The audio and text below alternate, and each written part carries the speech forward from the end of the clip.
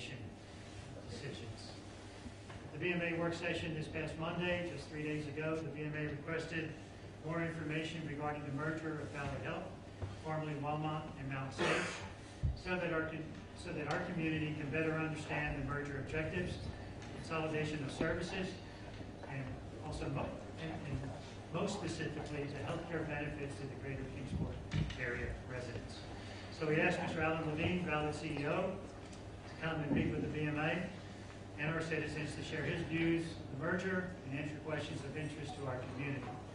In my 7 years on the board, I've never seen a CEO of one of our largest employers personally meet with us over important issues such as jobs, safety, and now healthcare. So thank you, Alan. We appreciate you being here. This is going to be a great exchange of information with us. We understand that you did not have to come yourself. As the head of a private company, you report to a board of directors of 11 members across the region and not to our citizens. So thanks again. It means a lot to us that you're here. I also want to say how proud I am to represent a community who has passion for our city and cares about our future and the quality of life for Kingsport and the region. And we have felt that passion over the last several weeks. So thank you for that. The purpose of this meeting is to better understand the Ballad Health merger and the impact to Kingsport Healthcare by providing an opportunity for Ballad officials to present information and answer pre-submitted questions from the Board of Mayor and Aldermen on behalf of our community, and also those submitted from the public through the city website recently about the trauma center and the NICU consolidation decisions, and to also explain services that will remain or expand in Kingsport. And so because we have a lot of information to cover tonight in a relatively small amount of time, 2 hours, we've agreed to organize our discussion the following way to manage our time together effectively and productively. Mr. Levine will present his information about the merger and consolidations, which I trust will answer many questions of interest to our community. Second, after Alan's information, the Board of Mayor and Aldermen, all of us, will have an opportunity here to ask additional questions of interest to our citizens. And if time permits, and we hope the time will permit, we are going to deviate a little bit from the original agenda, and we will answer questions from or have questions from the public that have not been already asked and answered by that. This meeting is a 2-hour meeting, 7 to 9 p.m. with a hard stop at 9:30 if necessary, and the meeting is being live streamed for viewing. This is an official Board of Mayor and Aldermen work session meeting, so as with all BMA meetings, we are governed by the Roberts Rules of Order, and so the BMA expects that we will have a very good, productive, very professional, and safe exchange of information. This is a meeting to gather information to inform and educate all of us, all Kingsport residents, on the Ballad Health merger.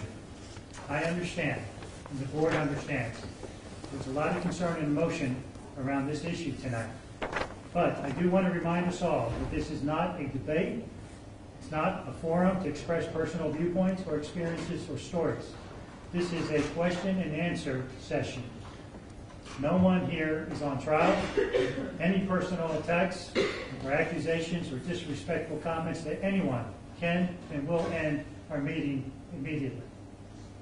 So let's have a great session for our citizens. We know that they deserve it. And thanks to everyone for respecting the process and for your cooperation tonight. At this time, I'd like to pass it on. Alan. Thank you. Mr. Mayor and members of the Board of Mayor and Aldermen, I want to thank you. I think you had this issue that got presented to you. You didn't ask for it, but it's yours now to manage. And I appreciate the manner in which you've handled this as you've sought information, facts, and tried to make the best decisions for your community. We're part of this community, and we're deeply invested in this community. And I think it's important, let me start by saying, kind of how we got to this point, a little history. Because it was about 4.5 years ago when Wellmont Health System was going through a strategic options process, and there was a decision made that they might have to partner with an outside system. And by partner, that could mean sale of the assets, or effectively a takeover of the assets by another not-for-profit organization that's based somewhere else. Mountain States Health Alliance looked at this as well, and our board concluded at the time that if that were to occur with Wellmont, it would likely also occur with Mountain States. And we felt at that time, based on our assessment of the corporate structures between the two systems, that would result in a loss of up to 1,000 jobs in this region. And so we began a conversation with Wellmont, and it was a very productive conversation. It was very different than most conversations you have with mergers. The conversation was, how do we sort of lay down our swords and stop the irrational duplication and unnecessary cost that's being passed on to our citizens, and focus on things that will actually improve access and improve the quality of health care in the region. And I'm pleased to report to you tonight that after 1 year, almost 1 year, we've got some tangible results to share with you that I think will demonstrate the value of what we're doing here. I think I should start by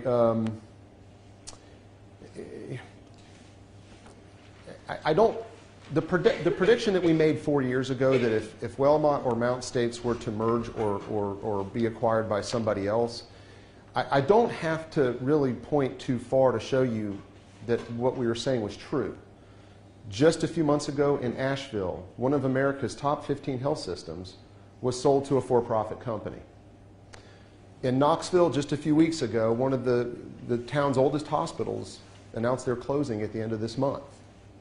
Tennessee has had the second highest number of hospitals close in the last 8 years in the country. This isn't, this is not, this is not conjecture. It's happening. Now, here's our challenge, and these are the data points that the boards were both concerned about. Our region admits 126 people per 1,000 population. That's the average in our region. We combined, Ballad admits over about 100,000 people per year, 100,000 admissions per year. The national average admissions per 1,000 is about 100, and in some markets it's actually as low as 90. And if you just do the simple math, there's no population growth here. I think we all know that that's a major problem.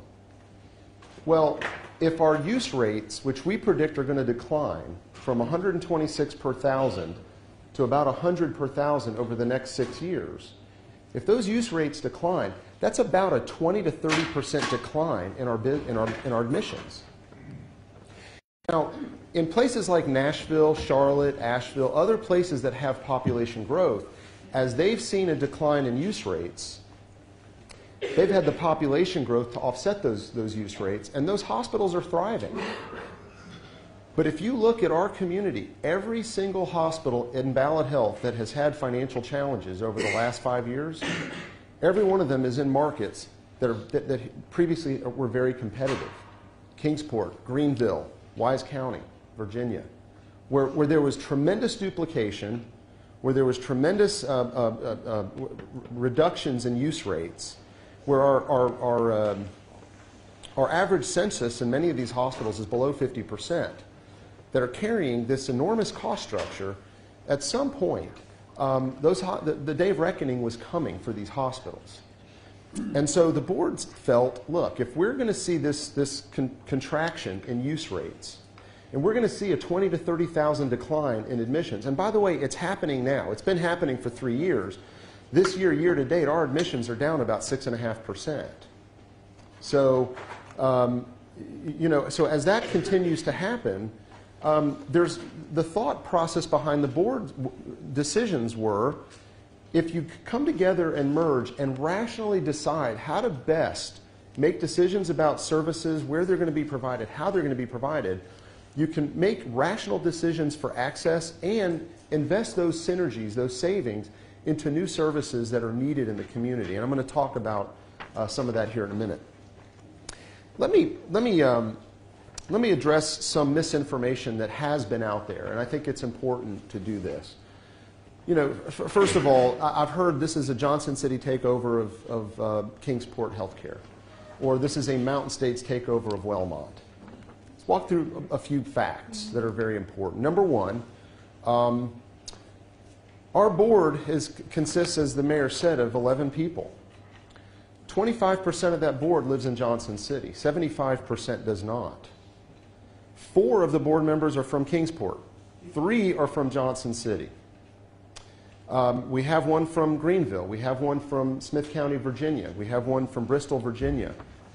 It's a pretty good cross-section of the region. The committee that made the recommendation related to trauma and NICU is chaired by a board member who lives in Kingsport. There are 4 physicians on that committee, 3 of whom live here in Kingsport and practice here. 3 of whom practice here in Kingsport. One is a major trauma orthopedist. One's a general surgeon. One's the former president of the Tennessee Medical Association. And the other's an anesthesiologist that works here in Kingsport, Elizabethton, and Johnson City. Covers all 3 markets. So the committee chair that sort of led this was on the Wellmont board and lives in Kingsport. And the lead director of Ballad Health is a former Wellmont board member who lives in Bristol, Virginia. So the management team, I've heard that, well, the management team is all Mountain States. Well, there's 7 members of our executive team, senior members of our executive team on our executive floor. 5 of them live in Kingsport, Colonial Heights, or Bristol. 2 live in Johnson City. So the governance is balanced. It's appropriate. Now, the other thing that's been said that I need to address is that, that somehow our board members are lining their pockets. I've seen some things said that I don't think are fair. The only thing our board members get for the time they put in is the gratitude of their communities for the time they put in. They don't get paid a dime. And these are people, all of them, except myself, who've been here for decades, who've put their kids in school here, whose grandkids go to school here. The decisions that they make affect them and their families. And that's the difference. Had Wellmont been sold, these decisions would not, the CEO of the company making these decisions wouldn't be here tonight. It'd be somebody from either Nashville or somewhere else that looks at a balance sheet and a P&L statement and makes decisions that way. And I know that's how it's done because that's where I came from. And so the fact that we're able to have this discussion is a huge privilege for us and for the people that live here. And believe me, I spent my entire Thanksgiving holiday on Facebook trying to answer people's questions directly. And I mean, that's how important this is. People's questions are important, and they deserve answers to their legitimate questions about what we're doing. Another comment that's been made is this is the first step in moving business out of Kingsport, that we're trying to move everything to Johnson City. Again, I think the facts are very important here. Year to date, this year, the only 2 hospitals in our system that have had increased volume are Holston Valley Medical Center and Bristol Regional Medical Center. Let me tell you why. During the irrational competition that occurred between Wellmont and Mountain States, all of Mountain States' hospitals up in Virginia and Indian Path, they systemically referred patients to Johnson City. Directly from the ER at Indian Path, when a patient came in, they would call our central call number and arrange for a transport to go to Johnson City. And many times, those transports were handled by EMS. Since the merger, that has changed. Johnson City Medical Center's open heart surgery volume is down 25 to 30% this year. Holston Valley is up. Holston Valley is up 1.5 to 2% this year. Bristol's up 3.5%. Johnson City Medical Center's volume is down about 4% this year. So what's actually happening is instead of the former Mountain States hospitals referring patients to Johnson City, the opposite is happening. Patients from Kingsport are being referred to Holston Valley or staying at Indian Path. All the patients from Virginia that used to go past Holston Valley are now going to Holston Valley or to Bristol, which is exactly what we said would happen when we went through this process 4 years ago. So that's better for the patients. I also I'm going to show you some data. I know it's been said that, as related to the volume in the NICU at Holston Valley, that the reason the volumes are down is because Indian Path is sending all of the NICU patients over to Johnson City. Well, you know what? That used to be true. But in this last year, it's a 50-50 split. Half the babies are going to Holston Valley from Indian Path. Half of them are going to Johnson City.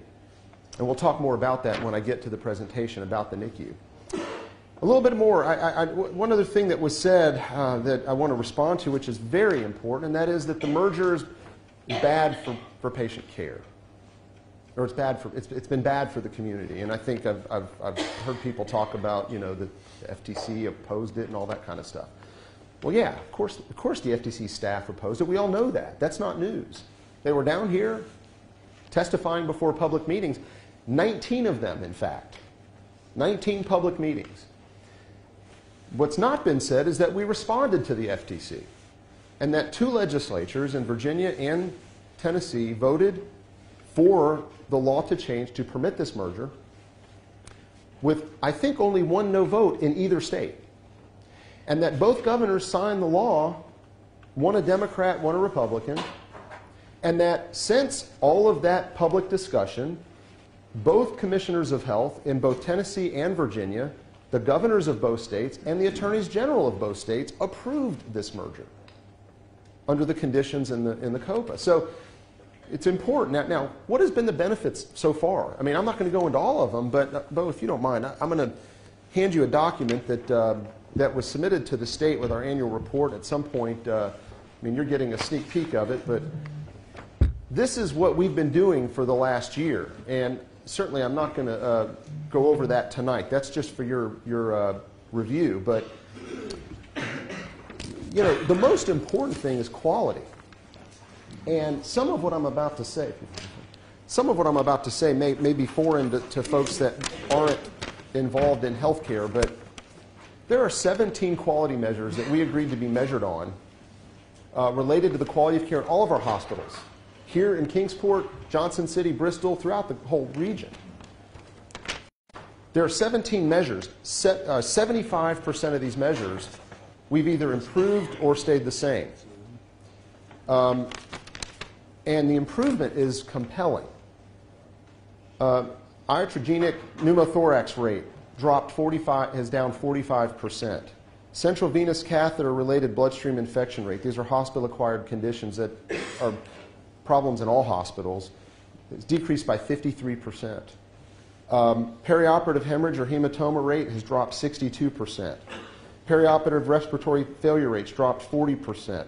Perioperative pulmonary embolism or deep vein thrombosis rates dropped 31%. Postoperative sepsis rates dropped 58%. Postoperative wound dehiscence rate has dropped 100% to 0. The rate of infections has dropped 34%. Every hospital in the country would probably go crazy to be able to get results like this. But the reason we're focused on it is because we're no longer focused on trying to steal each other's doctors and irrationally repeat everything. We're focused on what matters to patients, which is better quality and better outcomes. And I think that's a clear benefit of the merger. We've recruited 79 new providers this year. 11 of them are primary care, and we cross specialties from.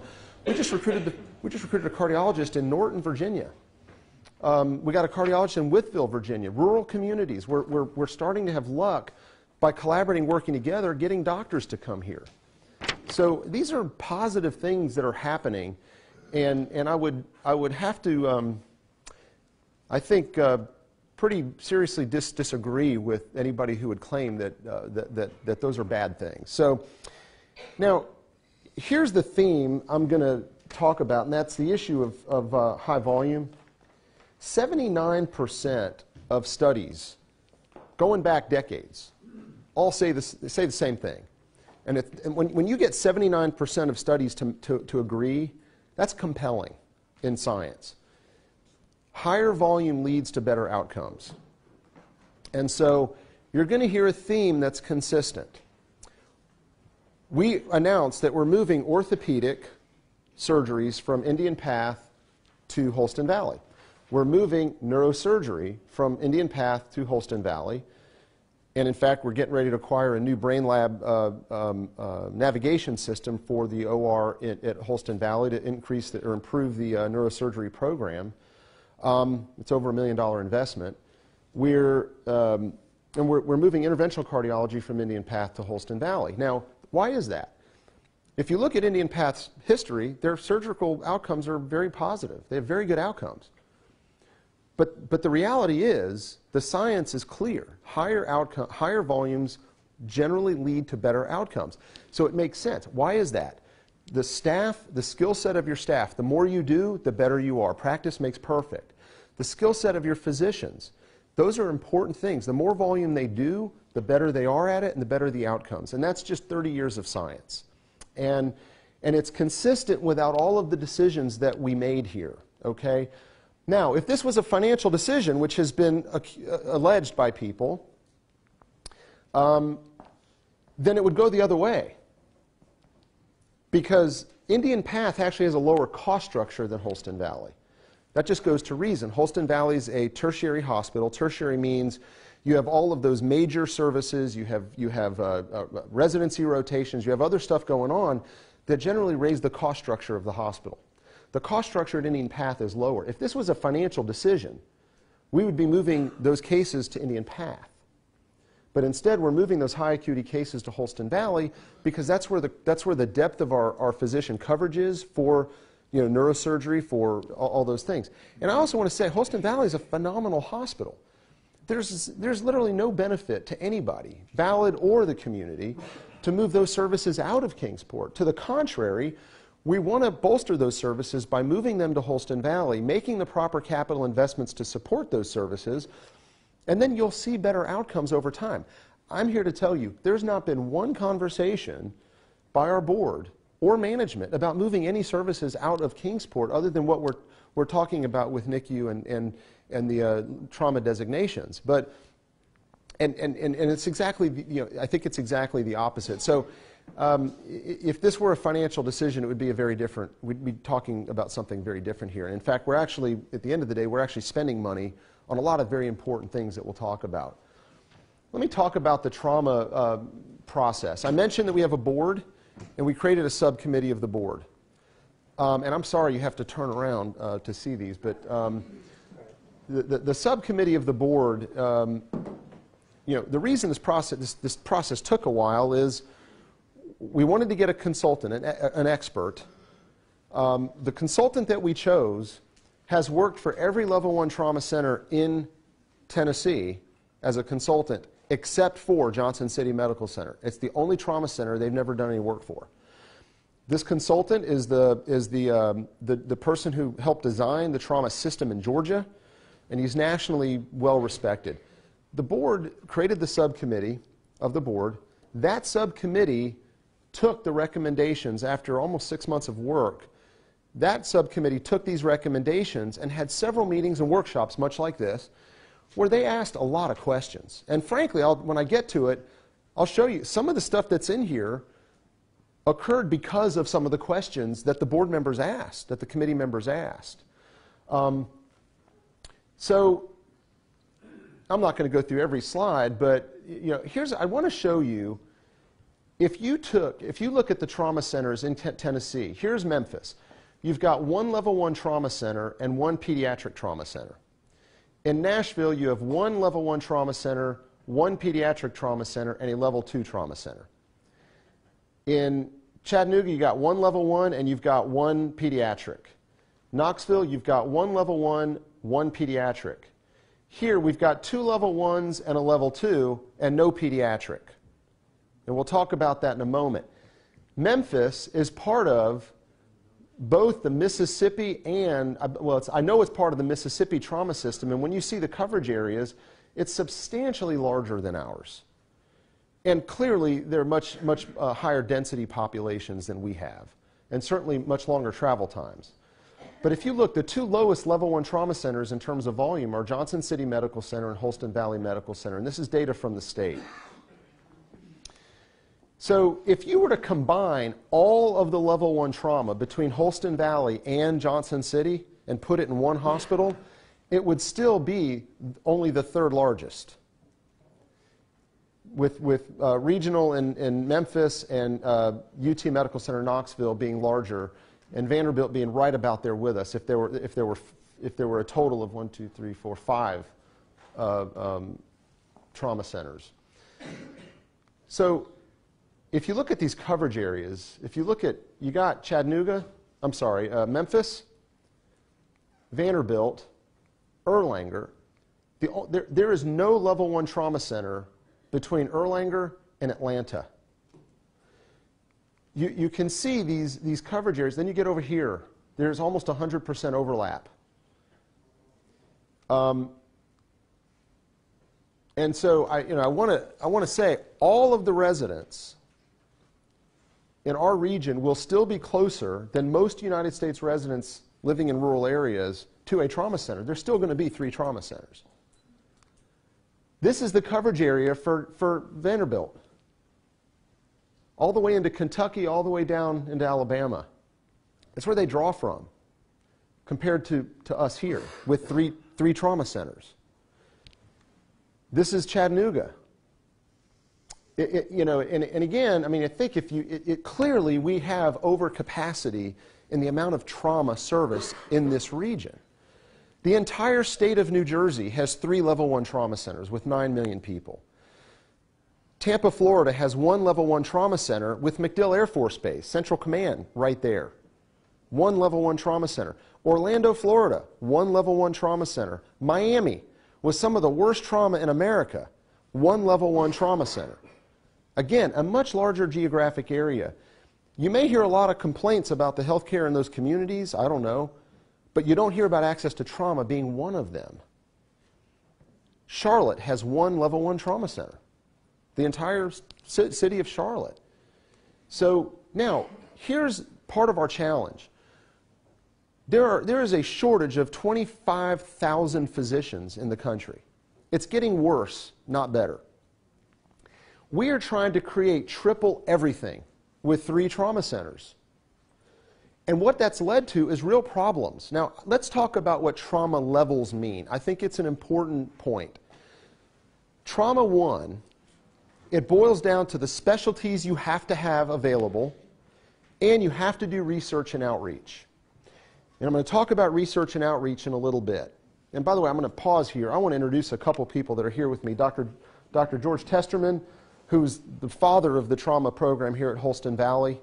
I don't think anybody in America holds a candle to him, except we got a guy here named Bracken Burns, who's, one day I'll be saying that about him too.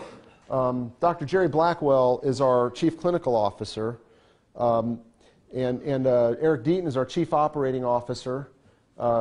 I'm not going to introduce everybody. Lisa Carter's our CEO of Niswonger Children's Hospital, and Dr. Bracken Burns is the Director of the Trauma Center at Johnson City and the Assistant Director of Trauma. Dr. Testerman, thankfully, has agreed to serve as our Vice President of Trauma and Emergency Services for Ballad Health.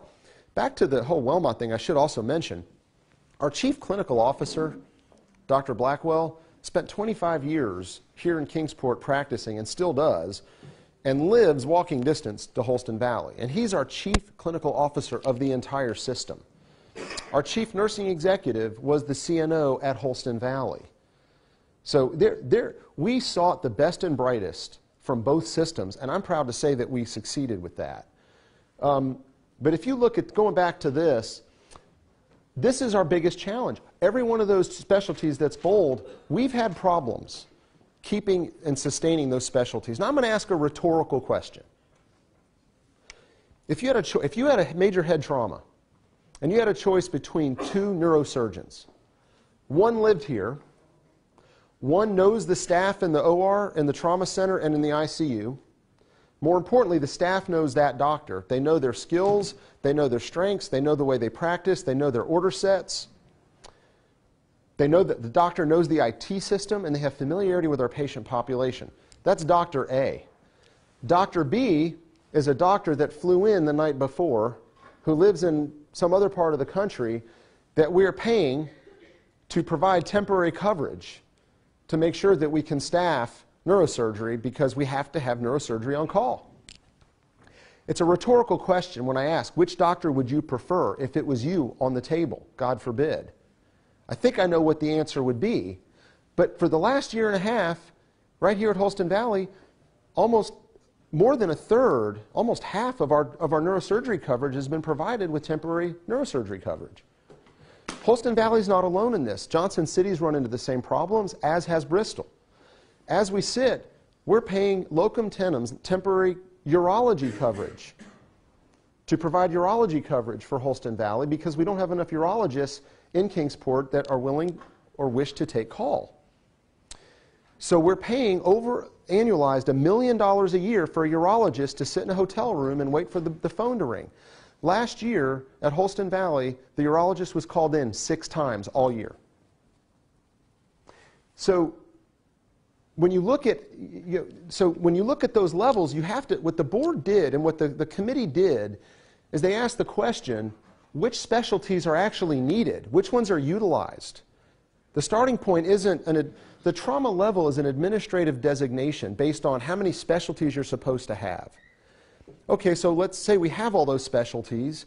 Are they used? Are they called in? Well, the other part of the problem is these are our state reviews going back 5, 6 years. We've been cited. All 3 trauma centers have had citations over the years. One got a provisional certification. We went back through the survey process and they got certified, a full 3-year certification. Most of the challenges with the certifications have been response times, and it all kind of comes back to the same thing. Lack of consistent coverage of physicians is a big issue. And here we are. Now, here's the other problem. I mean, one of the things we want to do, certification by the state's great. That's the minimum standard. Neither Holston Valley, nor Johnson City, nor Bristol has ever been verified by the American College of Surgeons for trauma. That's the highest level of verification you can get, that you are consistently providing high-quality services, or at least that you've put the infrastructure in place to consistently provide the highest quality of services. For reasons I'll talk about a little bit more later, neither Holston Valley nor Johnson City can get verified with the highest level of verification today, because the American College of Surgeons requires you to have at least 250 to 300 major cases of trauma. I'm going to talk about that in a minute, but that's an important point. Right now, Johnson City Medical Center has 230 annualized major trauma cases. Holston Valley has 150. Neither has the minimum volumes to even seek verification.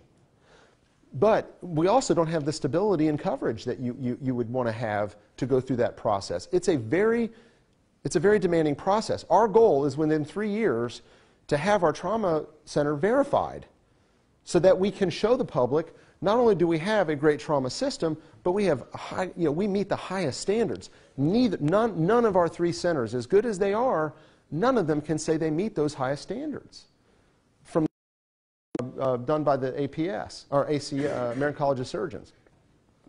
So what the board did is they said, rather than focus on these administrative levels, what are the actual needs? And if you look at Holston Valley, if you look at the consults, neurosurgery, orthopedic surgery, and general trauma, but many of these specialties never even got called in. I'm sorry, urology got called in 7 times. But some of them didn't get called in at all. And what we found, only 9% of the overall number of cases meet the category of major trauma. And I'm going to talk more about why I think that is in a minute. But this is what we've seen in virtually every one of our hospitals. It's sort of the same thing. We're paying for all of these specialties to provide coverage, and I will tell you, we are so focused on just trying to sustain coverage in the 3 hospitals, some of the stuff you're supposed to do as a level 1, we're not doing as well as we should. And I'll talk about that again in a moment. But if you look at the volumes, this breaks down the volumes. The ISS score is an objective scoring that's done. It's called the Injury Severity Score. When a patient comes into the trauma center, there's 2 different approaches here. Out in the field when there's an injury, EMS has certain protocols. There's a good bit of over-triage that's done, and I think Dr. Testerman can talk more about that later. But so what happens is the patient's brought in, they're treated, and there's an assessment of the actual injuries that are coded, and then those things are submitted to the trauma registry. I saw somebody make a comment on social media that we were fudging the numbers. to make Johnson City Medical Center's trauma numbers. You can't do that. I mean, there's a standard for how you do these ISS scores. They are what they are. And you can see the breakdown of the volumes. I mean, it's 15 and above is considered major trauma. You could see a very high volume is lower acuity trauma and moderate trauma. Very little is major trauma. But here we're replicating 3 major trauma centers for not very many cases. Now, why is it that the American College of Surgeons only verifies trauma centers that do at least 250 to 300 cases? It's the same thing I said earlier. Higher volume leads to better outcomes. Diluting your volume with doctors you're bringing in to check a box so you have coverage, diluting your volume is not what leads. That the evidence does not show that that leads to the best outcomes. Now, there's been a lot said about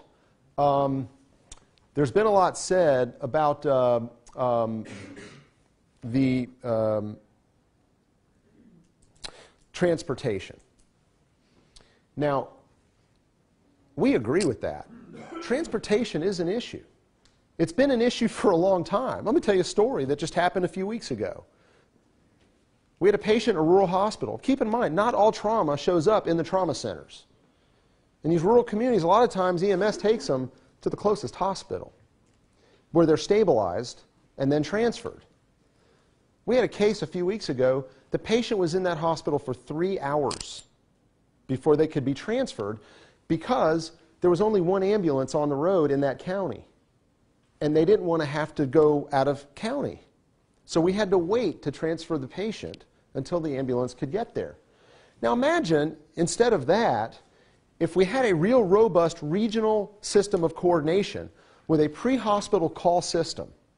So in that instance, we have a trauma, we know about it because there's been communication to our trauma center. There's some communication between the trauma center and the central communication system that says, okay, ambulance, you bring that patient.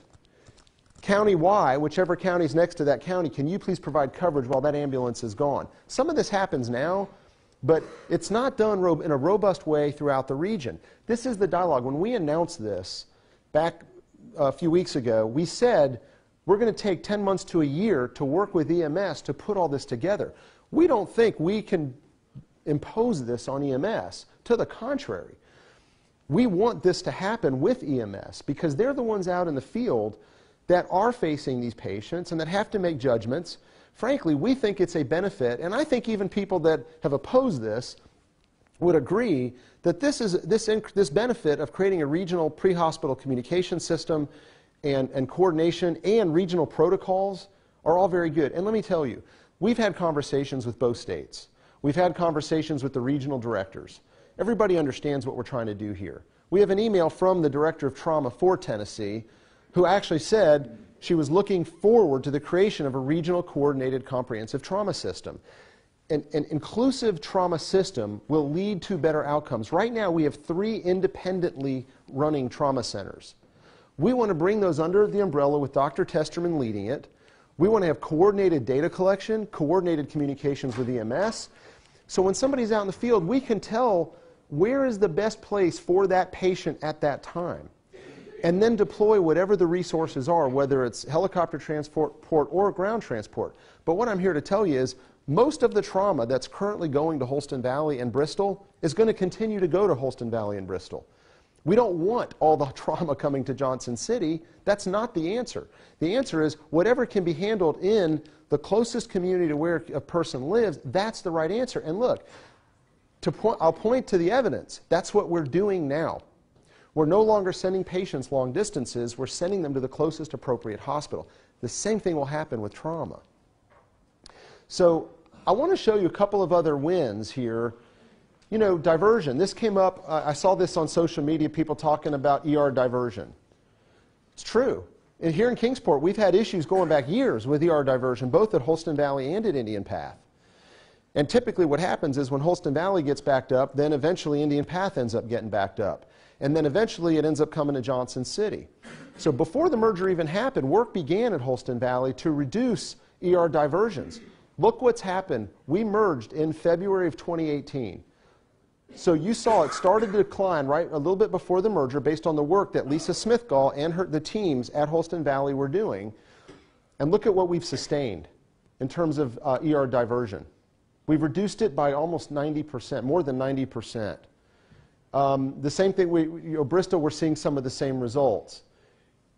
We've done some, yes, sir? What is ER diversion? I'm sorry, ER diversion means if the ER gets backed up such that the staff can't take any more patients or it could present a risk to the patient because they'll have to wait too long, then what they do is they go on diversion. Now, heart attacks and trauma does not get diverted, and I believe strokes. Those don't get diverted. But the rest of it gets diverted. And anybody that works for EMS knows that does happen. We've been working feverishly to try to reduce that, and we've had great success. Again, I think this is a benefit of the merger. Now, there's always more work to be done, and the ER, 60+% of our patients come into the hospital through the ER. It's the most important doorway to the hospital. Typically, when an ER gets backed up, it has less to do with what's going on in the ER and more to do with other issues in the hospital. Either the ICU's full, the nursing unit might be full, there might be a nursing issue. A lot of people don't realize we're in the midst of a massive nursing shortage nationally. I'm proud to tell you that our turnover rate has actually declined dramatically since the merger occurred. And so we're actually very pleased with those results. One of the risks of consolidating trauma centers is, okay, the argument about distance. There's 20 minutes separating the two trauma centers. We asked our trauma teams at both hospitals to go back and look at what patients they had that were major traumas where the distance could have created risk. And they found 1/2% of our trauma cases there was risk. It was about 20 patients. Every single one of those patients, the risk would have been mitigated or eliminated altogether had there been the system we're talking about putting in place. The pre-hospital communication system, the protocols. Some of the delays occurred because of what I told you about. It had nothing to do with the distance. It had to do with the fact that we couldn't get the patient transferred from wherever they were. The benefits of a regional coordinated trauma network, injury prevention, air medical system, pre-hospital communication system, a lot of education, a lot of work that gets done towards research. And I'll show you in a minute why that's important. Now, why Johnson City? Okay, first of all, I'm referencing these studies because our board relied extensively on research. Everything that was brought up during the process, before there was a decision made, the board wanted to see the evidence. There was no conclusions made by the board that did not have evidence to support the decision. And I would encourage you to go ahead and take a look at these studies, but it's the same things we're telling you.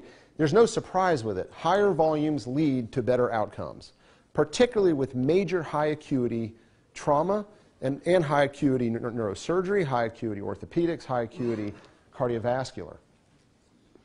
I'm going to flip through some of these things. Now, the pediatrics. There's a big problem with pediatrics right now that we're concerned about as we forecast the future, and we'll talk a little bit about it during the NICU conversation.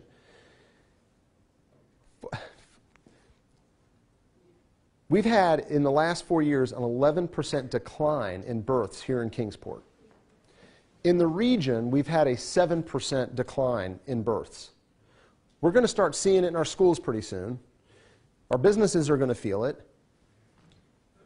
From our perspective, obviously we're concerned about it. As I mentioned, think about this. 52% of our revenue as a health system goes to labor cost. When we see population dynamics like we have in this region, where we have no population growth and declining use rates, and our birth rate is down, the concern, from an economic standpoint, purely from an economic standpoint, is it's going to have an effect on revenue, and it's going to have an effect on labor. I mean, you can't, that's just the hard facts and the hard reality.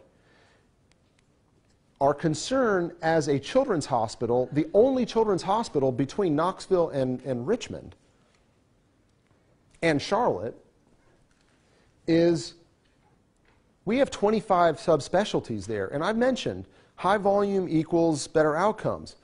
Nobody knows that more than doctors do. And when you're recruiting very, very highly trained subspecialists, particularly in pediatrics, they need to have volume to sustain their skills. If they can't, they will leave.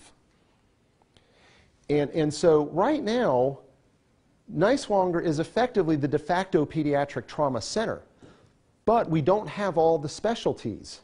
Now I'm going to tell you a story that just occurred last week at Niswonger.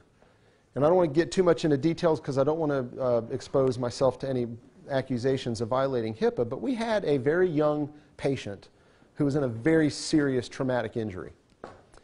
This little girl was in trouble. She was decompensating. Is that the right word? And we have a pediatric surgeon who's not a trauma surgeon, and we have 2 trauma surgeons who are not pediatric surgeons. The 3 of them sat in a room and planned out what to do with this child who was right before them getting worse. The 3 of them went into the OR together and did surgery on this little girl. Now, one of our goals is to recruit at least 2 new pediatric general surgeons that are trauma trained.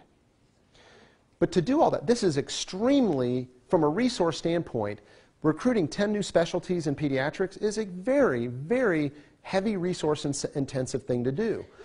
But to attract and retain specialists, you've got to have volume. We're facing a potential 25% decline in pediatric volume. This is a potential danger to our ability to sustain a children's hospital in this region. So these are all part of the equation that the board had to consider here. So we think it's an added benefit to recruit new specialties to pediatrics so that we can actually increase the consistency and coverage for pediatric trauma. And it's not only just our idea. We propose this to the state, and this is in the COPA. We're required to do it. Now, here's the problem. You have to have coverage with all the physicians. You can't have a level 1 trauma center in Kingsport and a pediatric trauma center in Johnson City. Because you've got to have the ability, the flow. I just gave you one specific example. You've got to have collaboration between all the various subspecialties when you have a very major case. And this is a win for the region. It's a win. Today, any child in Kingsport that has a traumatic injury, they either end up at Niswonger, where currently we have specialties, but we don't have all of them, or they have to go 2 hours to Knoxville. This is a major win for the people in Kingsport. Now, we've talked about adding pediatric emergency departments here in Kingsport and in Bristol. There is a difference, and I'm going to say this. I am really proud of what's going on here at Holston Valley. Just named one of the top 50 cardiac programs in the United States. We're very proud of that. We're very proud of the work that our ER doctors do.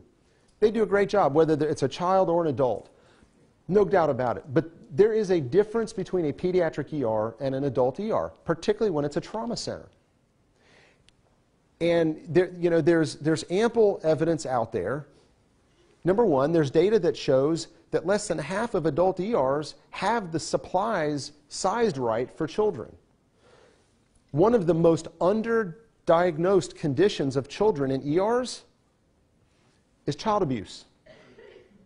Because oftentimes the person who's treating the child is not a pediatric expert and doesn't know what they're looking for.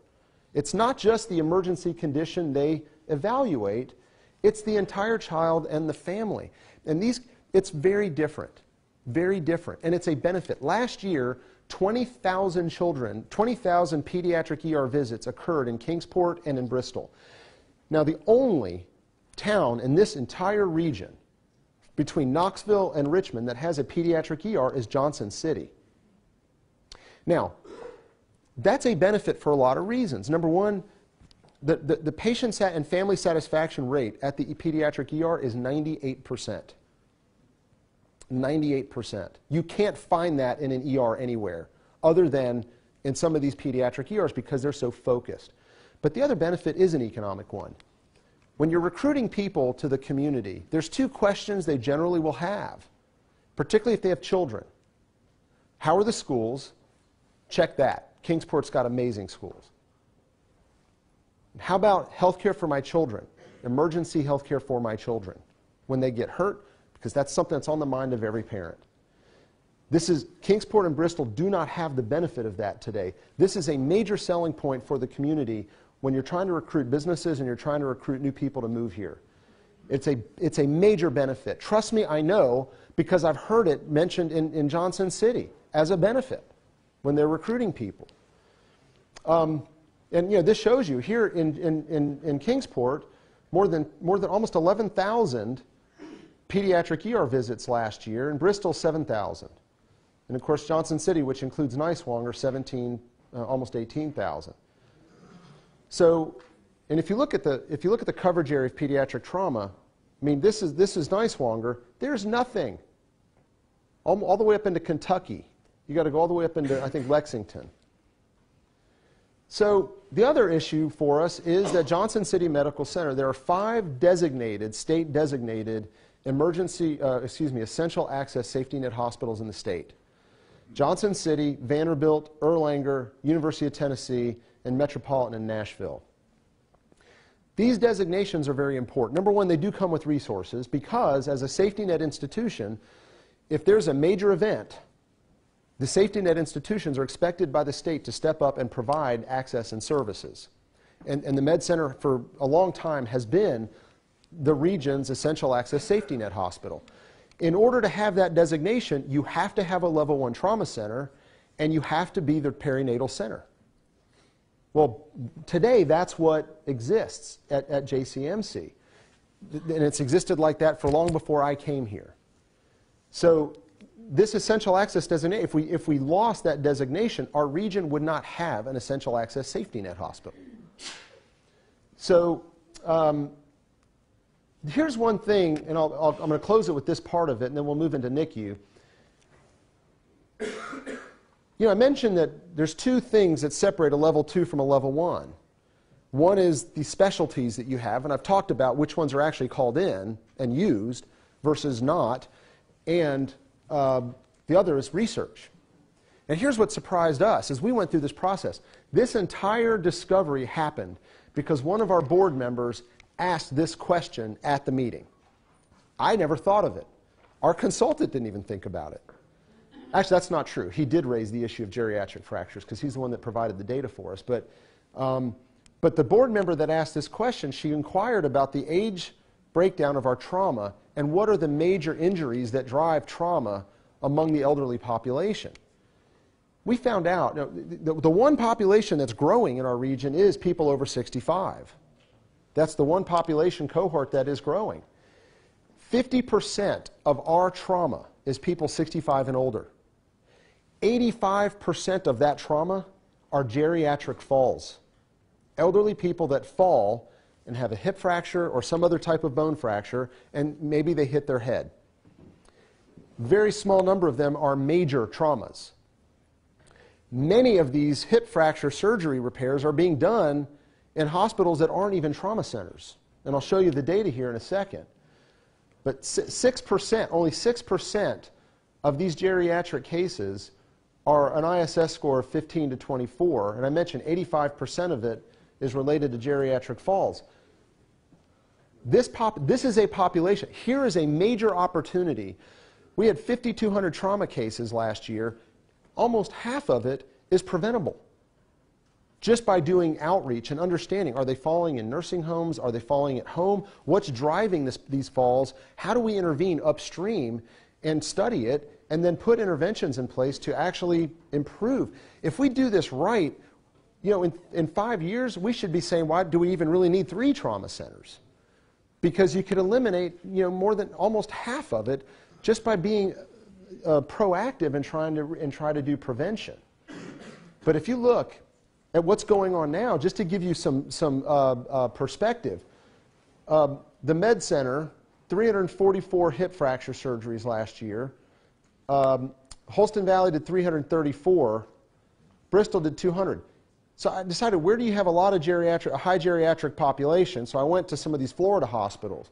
Sarasota Memorial, which is a trauma center, a level 2, in Sarasota, which is a very aged population.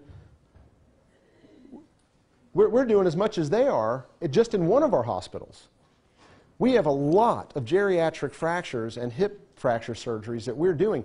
And by the way, 65 were done at Indian Path, 62 were done at Laughlin in Greenville, 120 were done at Johnston Memorial, 30 were done at Norton, hospitals that are not trauma centers, which should give you some idea about the breadth of the types of cases we're getting from these geriatric falls. So this is a major, I think, opportunity for us. I'll close, we need to put the NICU one up there, thank you. I'll close the trauma conversation with this. What we are creating that will benefit Kingsport, everybody in Kingsport and in Southwest Virginia, is we want to work with EMS and our county and city partners to develop a regional trauma system and not have 3 trauma centers operating independently. We want a trauma system that's focused on what the needs are of every patient when they're assessed, and we get them to the right place in the first place as quickly as possible. And then make sure that our part in this is those trauma centers should be interactive with EMS. Those trauma centers should be, from the minute an EMS, and this is another issue that's been raised by our trauma leaders, what happens sometimes is EMS will show up with a trauma case that the trauma team didn't know was on its way. If we have the right kind of pre-hospital communication system, not only are they deploying protocols, not only are they getting the patient to the closest center that's appropriate or to the right center that's appropriate, but they're also communicating in advance with the hospital. By the time the patient gets there, the trauma team's already been activated and they're there waiting for the patient. That's how a trauma system should work. That's how it works everywhere else. That's the model. We shouldn't, the trauma system needs to be set up based on best practice, and then we need to work with EMS to make sure that our transportation system supports that best practice trauma system. That's how you do this. You don't design a trauma system based on the regional variations in EMS. You've got to work together, and that's what we're trying to accomplish with the trauma discussion. If I may, Mr. Mayor, may I go through the NICU and then open it up for questions? Okay. Actually, I'd like to move that we discuss the information we presented and that we then move on to the NICU. If you Okay. think that these are in some ways separate issues. Okay. I think we've had a lot of information and have some questions now. Happy to do it. Yeah, well, I wanted to go back and actually, if you could pull back up the PowerPoint, that would be great. Yes, yeah, I'll move the slide forward. So, Levine, so you mentioned the fact that you don't want all of the being seen at Holston Valley to be sent to Johnson City Medical Center. We talked about ISS scores. I still have a lot of questions, and the question I submitted was about the differences between ISS scores and the most severe cases and the field evaluation done by EMS workers and the requirement to transport to Johnson City Medical Center. So the question specifically that I had asked was whether we have an idea of how many cases would actually be transferred from that would have gone to Holston Valley to Johnson City Medical Center based upon what first responders have to do, not ISS. Well, that's a great question. I'm going to let the experts or physicians answer that, and I will say, I think the conversation starts with the discussion of those protocols. But I'll leave it, Dr. Testerman and Dr. Burns, if you want to. I'd like to say something about the ISS scores that people are asking about. It's the Injury Severity Scale Score, and that's really a research tool that we use to, it's really retrospective. It's after the patients are already admitted to the hospital that the ISS comes into play. We use that to stratify patients on the basis of risk of mortality. So the EMS really don't use ISS in their evaluations. What they use is an evaluation based on the CDC criteria for field evaluation, and basically, in a more common sense way to describe it, the EMS people are called to the scene. They eyeball the patient, you might say. They have a lot of judgment, a lot of experience. They go on the patient's vital signs, their mental status, and so forth as first, most priority. Second, they look at mechanism of injury.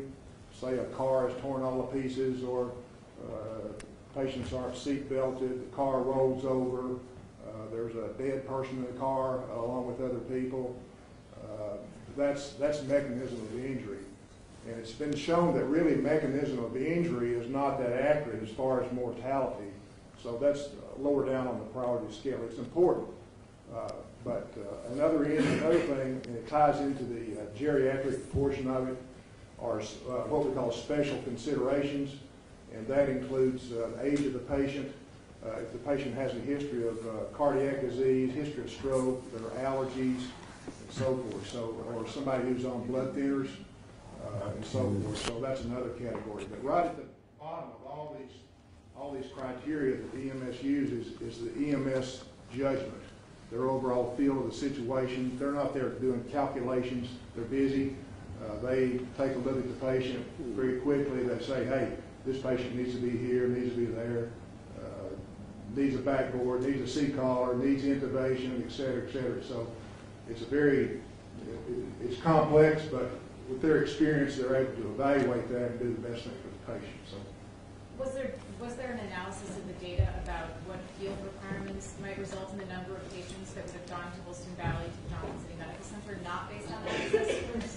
well, like I said, the ISS scores is something that's calculated later on. Right. The main thing to remember is that the initial evaluation by the EMS is done by criteria that everybody in the country goes by. Basically, and they're published by the CDC for anybody can see that. I think my point here is that the volume of cases that might be going from, that would have gone to Wilson Valley to Johnson City Medical Center might be higher based upon the protocol from field first responders. Is that an accurate statement? Yeah, I'm not quite sure I understand what you're getting at there, but you want to tackle that one? Sure. I think your question is very valid, and I appreciate it. Thinking about the future, part of the challenge of this is we have to put together a system that will evaluate how many people are going to end up in which center based on what that EMS looks like. What I can tell you is that between the 3 trauma centers that we currently have, we have 3 different sets of criteria.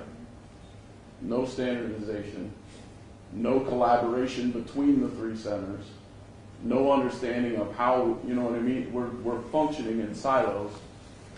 But if you look at the numbers for 2016, the number of activations between Holston Valley and Bristol, and I apologize, I don't have them separated out, was 881 patients.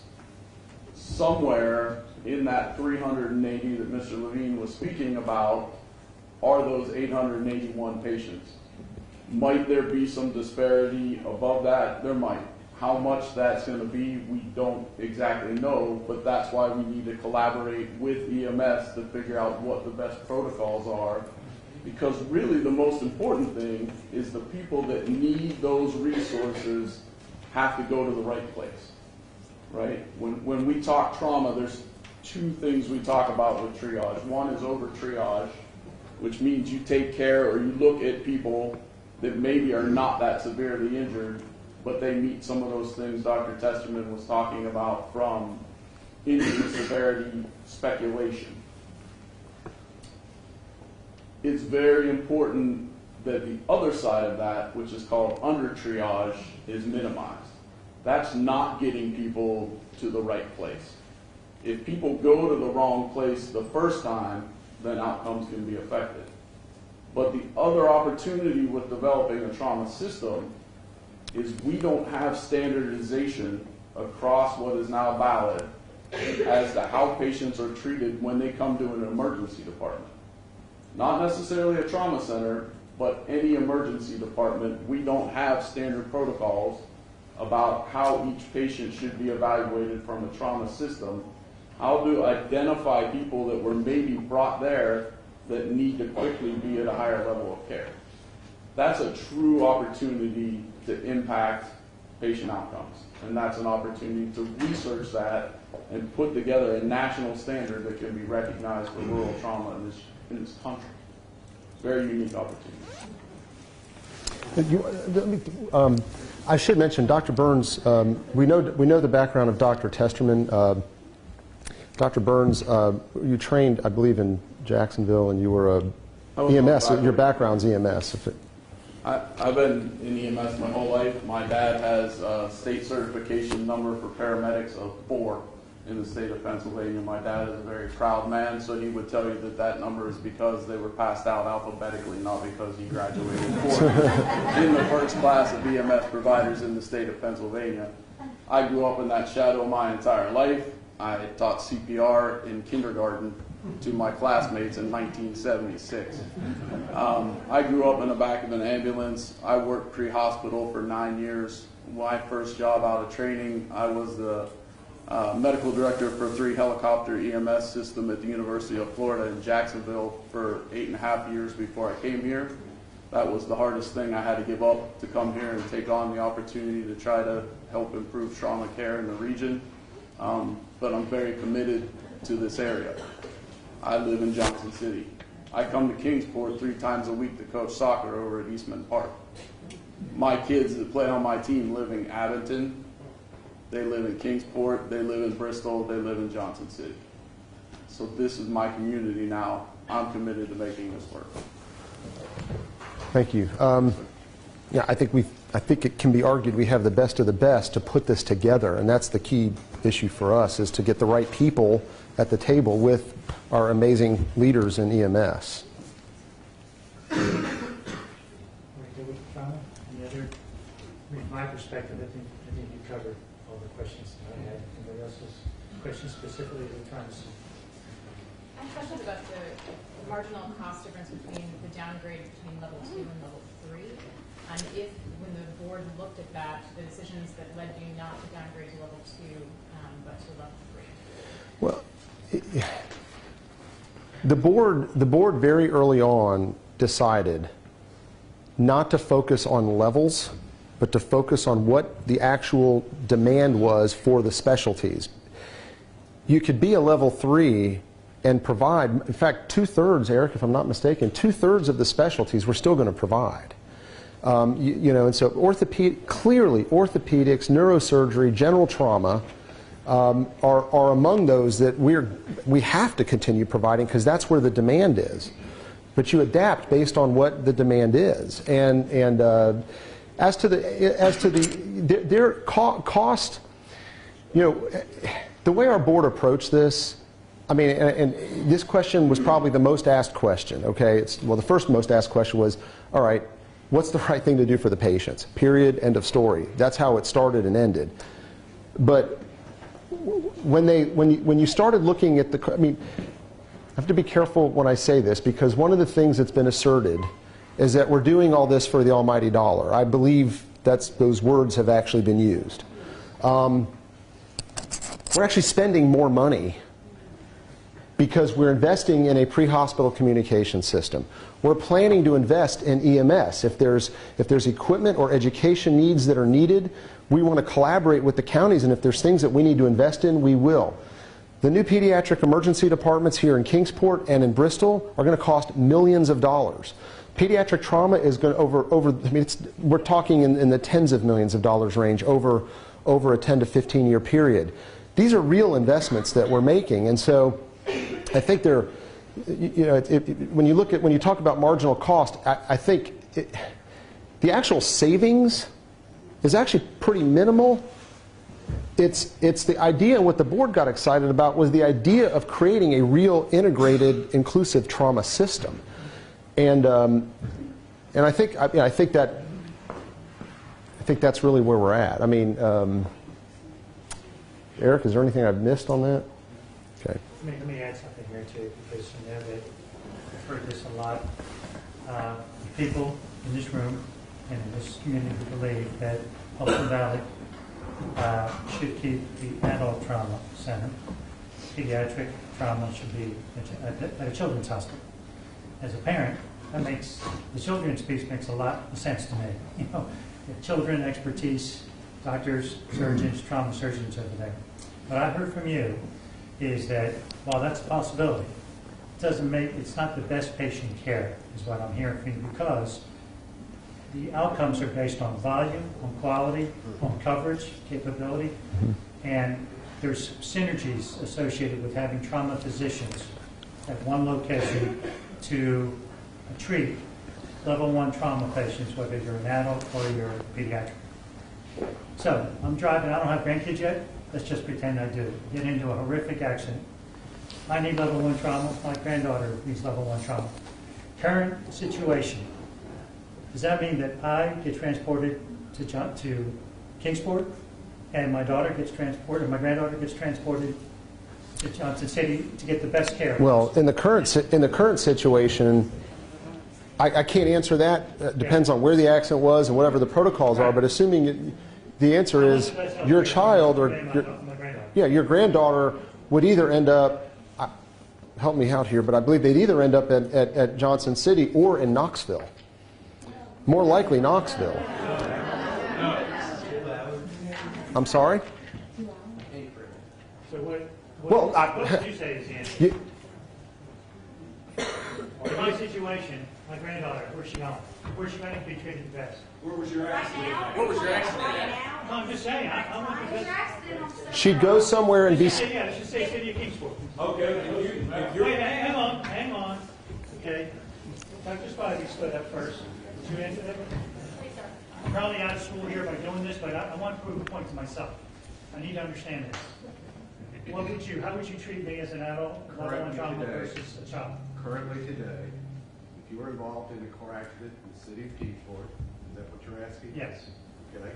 And if you were determined to be a level 1 patient by Tennessee destination guidelines, and for those of you that are having some trouble understanding that, I do have a copy that I'll be glad to give to Dr. Testerman. But based upon that, if you have a blood pressure of less than 90, a Glasgow Coma scale of less than 13, a respiratory rate of less than 10, a greater than 30, or if you have a certain specified set of specified injuries, by Tennessee destination guidelines today, you are required to go to a level 1 trauma center if that trauma center is within 30 minutes, unless it is refused by you, the patient, or overridden by trauma control. Okay? Correct. So if you happen to have those injuries that paramedics use in the field all across the state, okay, then you would be required to go to a level 1 center, and today you would go to Kingsport. The same thing would happen to your granddaughter today because the level 1 center is in Kingsport. Okay? There is no level 1 trauma center, pediatric trauma center in Johnson City. Okay? So both of those patients would go currently to the level 1 trauma center in Kingsport. Where your child would be stabilized and likely transferred.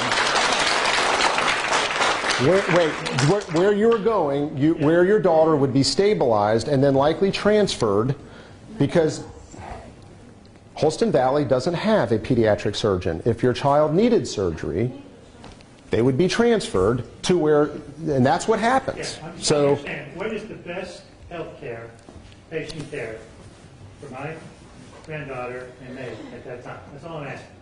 And it sounds like, pardon me? I'm not talking about right now. I'm talking about what's the best. We're trying to form a better system. I guess we're not. May I ask a question?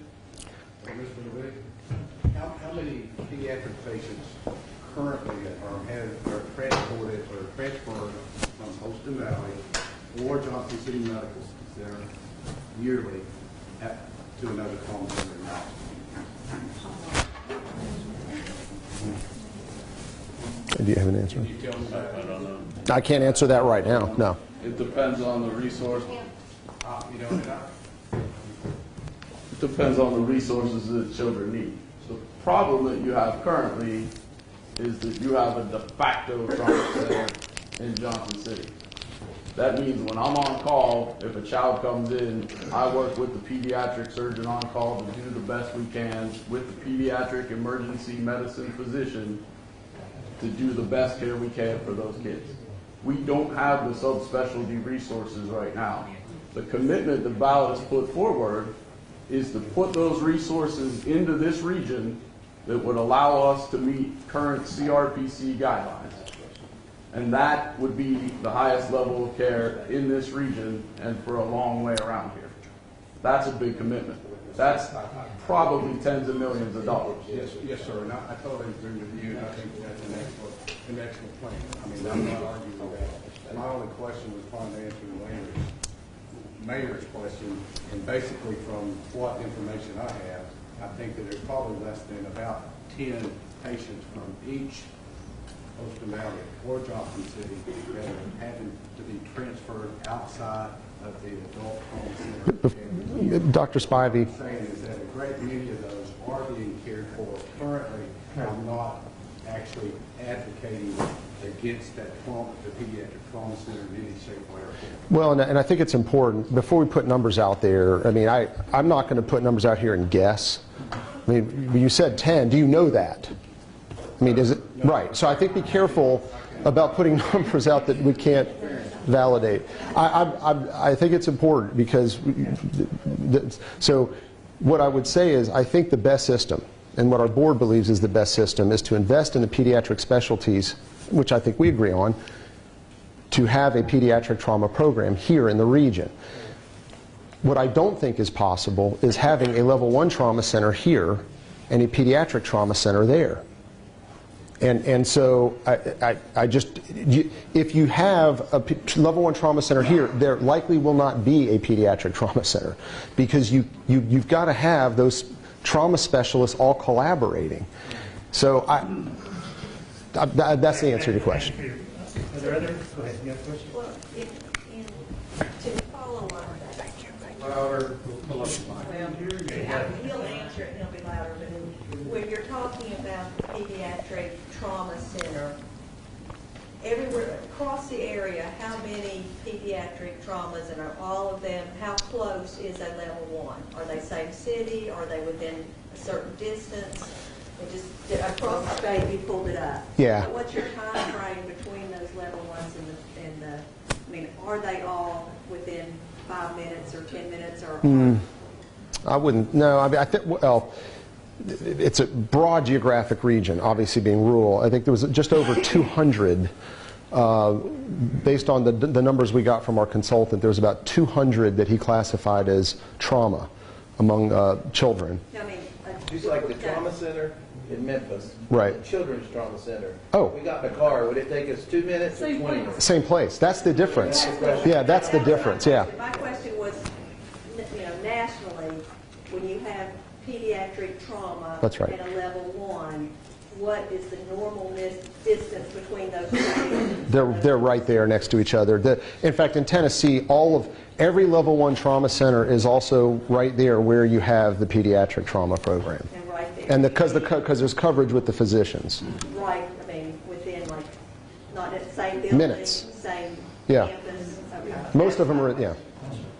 Let me make a statement here about the NICU.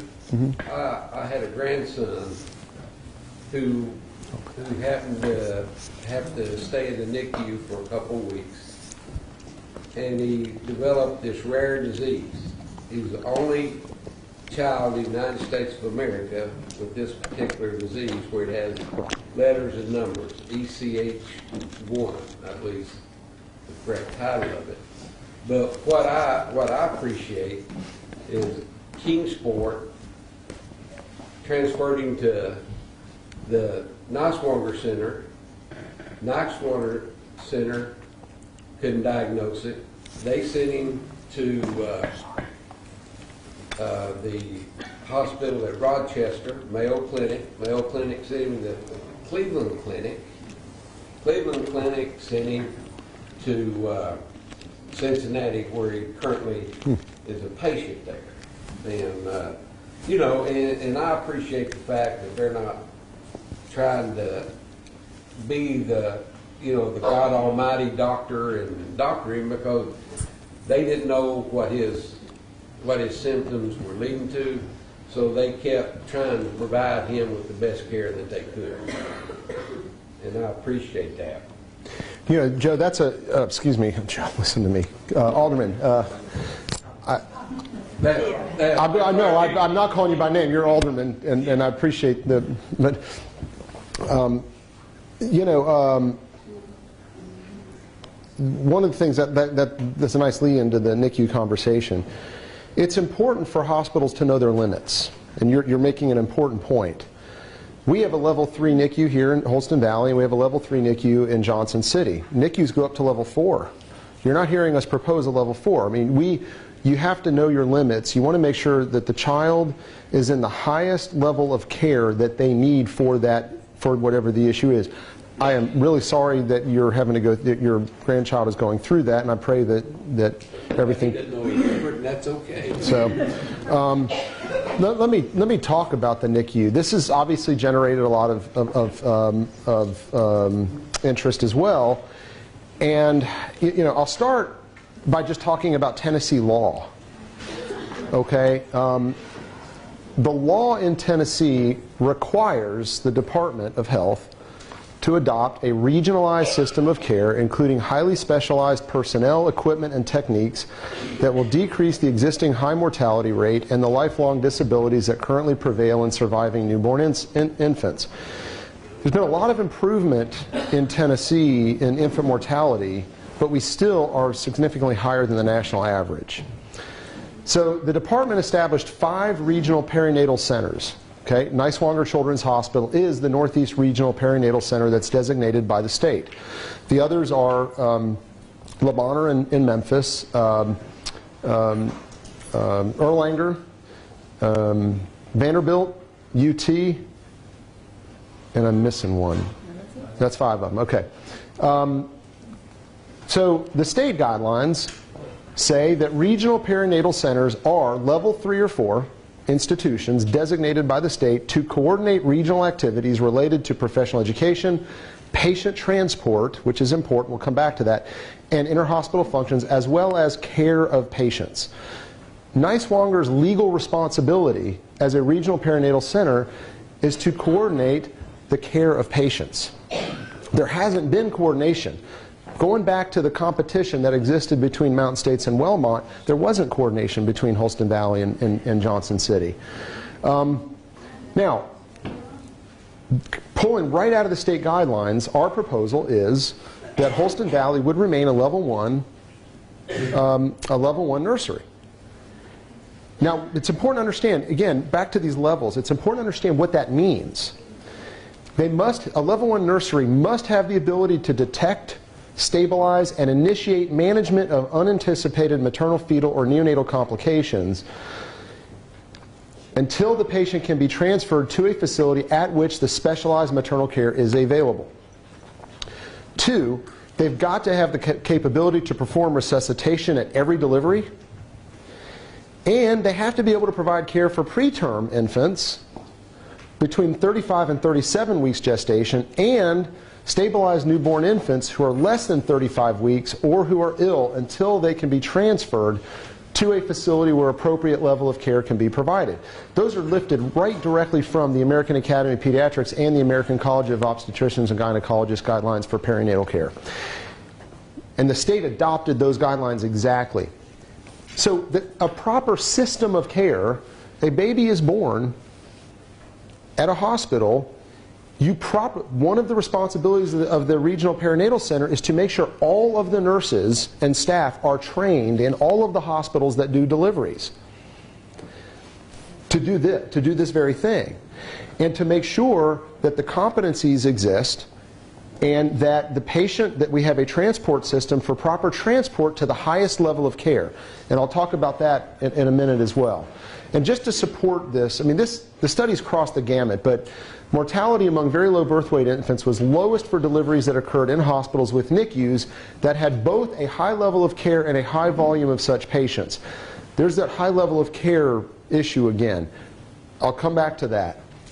The American Academy of Pediatrics encourages high-risk deliveries occur at the highest level of care.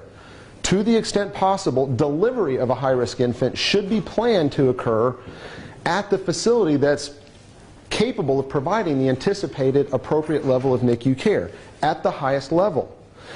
And so, you know, what we've learned in this process, and if you look at the data, Niswonger has transferred in more than 500 newborns from outside of Washington County, from all over the region. a lot of those should have actually been delivered at Niswonger. Based on the evidence and the data, we've got to do a better job of connecting high-risk moms with the perinatal center, because that gives them a much better chance of a positive outcome for the mom and the baby. So the American Academy of Pediatricians goes on to say, because most infant deaths occur among the most immature infants in the first few days after birth, improvements in regionalized systems may reduce mortality among the most preterm newborn infants. And they go on to state, designation of level 3 care should be based on clinical experience, as demonstrated by large patient volume, increasing complexity of care, and availability of pediatric medical subspecialties and pediatric surgical specialties. How do we show this? This is a video right from the Tennessee Department of Health's website. This is not our video. So it's just a little 2 minutes of education about the Tennessee approach to this. The concept of perinatal regionalization refers to determining where an infant is born or where they will be transferred to based on the level of care they're going to need. And so we know that we don't have enough resources in Tennessee to run a high-level neonatal intensive unit or a high-risk delivery service in every hospital. And so a number of hospitals across the state have been designated as regional perinatal centers. So a baby may be born in one part of the state and they may be very sick. Perhaps they're very premature or born at a low birth weight. We could transfer those babies to one of these higher levels of care. We are fortunate to have a really strong regional perinatal system here in Tennessee. At the state level, there's a unique partnership between the Tennessee Department of Health and the Bureau of TennCare to administer the regional perinatal program. The state then partners with 5 regional centers across the state: Johnson City, Knoxville, Chattanooga, Nashville, and Memphis, to provide those consultations, high-risk obstetrical and neonatal services, as well as the outreach and education components of a regional perinatal program. The regional perinatal centers are quite busy, and in 2014 they provided a variety of services across the state. These included over 11,000 deliveries to Tennessee residents, 4,500 NICU admissions to Tennessee infants, almost 44,000 outpatient obstetrical consultations, 2,600 NICU follow-up clinic visits, and over 750 transport of infants to regional centers throughout the state of Tennessee. But 40 years ago, this regionalized system of care did not exist. We had many babies who were born premature. Many of them were very sick, and many of them died. But fortunately, we had a visionary group of leaders in Tennessee, folks from East, Middle, and West Tennessee, who came together to say that we can do better, and we can work to save the lives of mothers and babies. What we have now in place is a very robust system of regionalized perinatal care that is the envy of many other states in the nation. So that's the chair of the perinatal task force for the state of Tennessee. That's on the Tennessee Department of Health's website. So back to the high level of care, okay? That is not a reference to the quality of care provided by the staff in the hospital. There's no question. If your baby is in the NICU at Holston Valley, I have no doubt that they're getting incredible care from the nurses and the doctors that are there. That is not, when you reference high level of care, what they're saying in all of the peer-reviewed studies and what they're saying in all of the recommendations is it's the highest level of service that you can possibly get that child to that's appropriate for that child. So here's the difference. Right now, today, at Niswonger, we have neonatologist or a neonatology nurse practitioner in-house 24/7. We have pediatric residents in the hospital 24/7. So there's always a pediatrician or a physician that's specializing in pediatrics and a neonatal specialist that's in the hospital 24/7. We have 25 subspecialties. And Niswonger is also at the highest level of certification by the Joint Commission, which is the independent accrediting body for hospitals. And it's for both maternal and newborn care. So when you talk about the highest level of care, right now today we basically have 2 levels of care. You have one where the neonatologists are excellent, but they leave in the middle of the afternoon. They're available on call, but you do not have 24/7 coverage in-house. You do not have a pediatric surgeon. You don't have many of the pediatric specialties. I think there's a cardiologist and a part-time GI physician. But beyond that, it's potentially risky, and what you want to try to do is minimize the need to transfer a baby if you can. And so, our board does not believe our region should have multiple standards of care.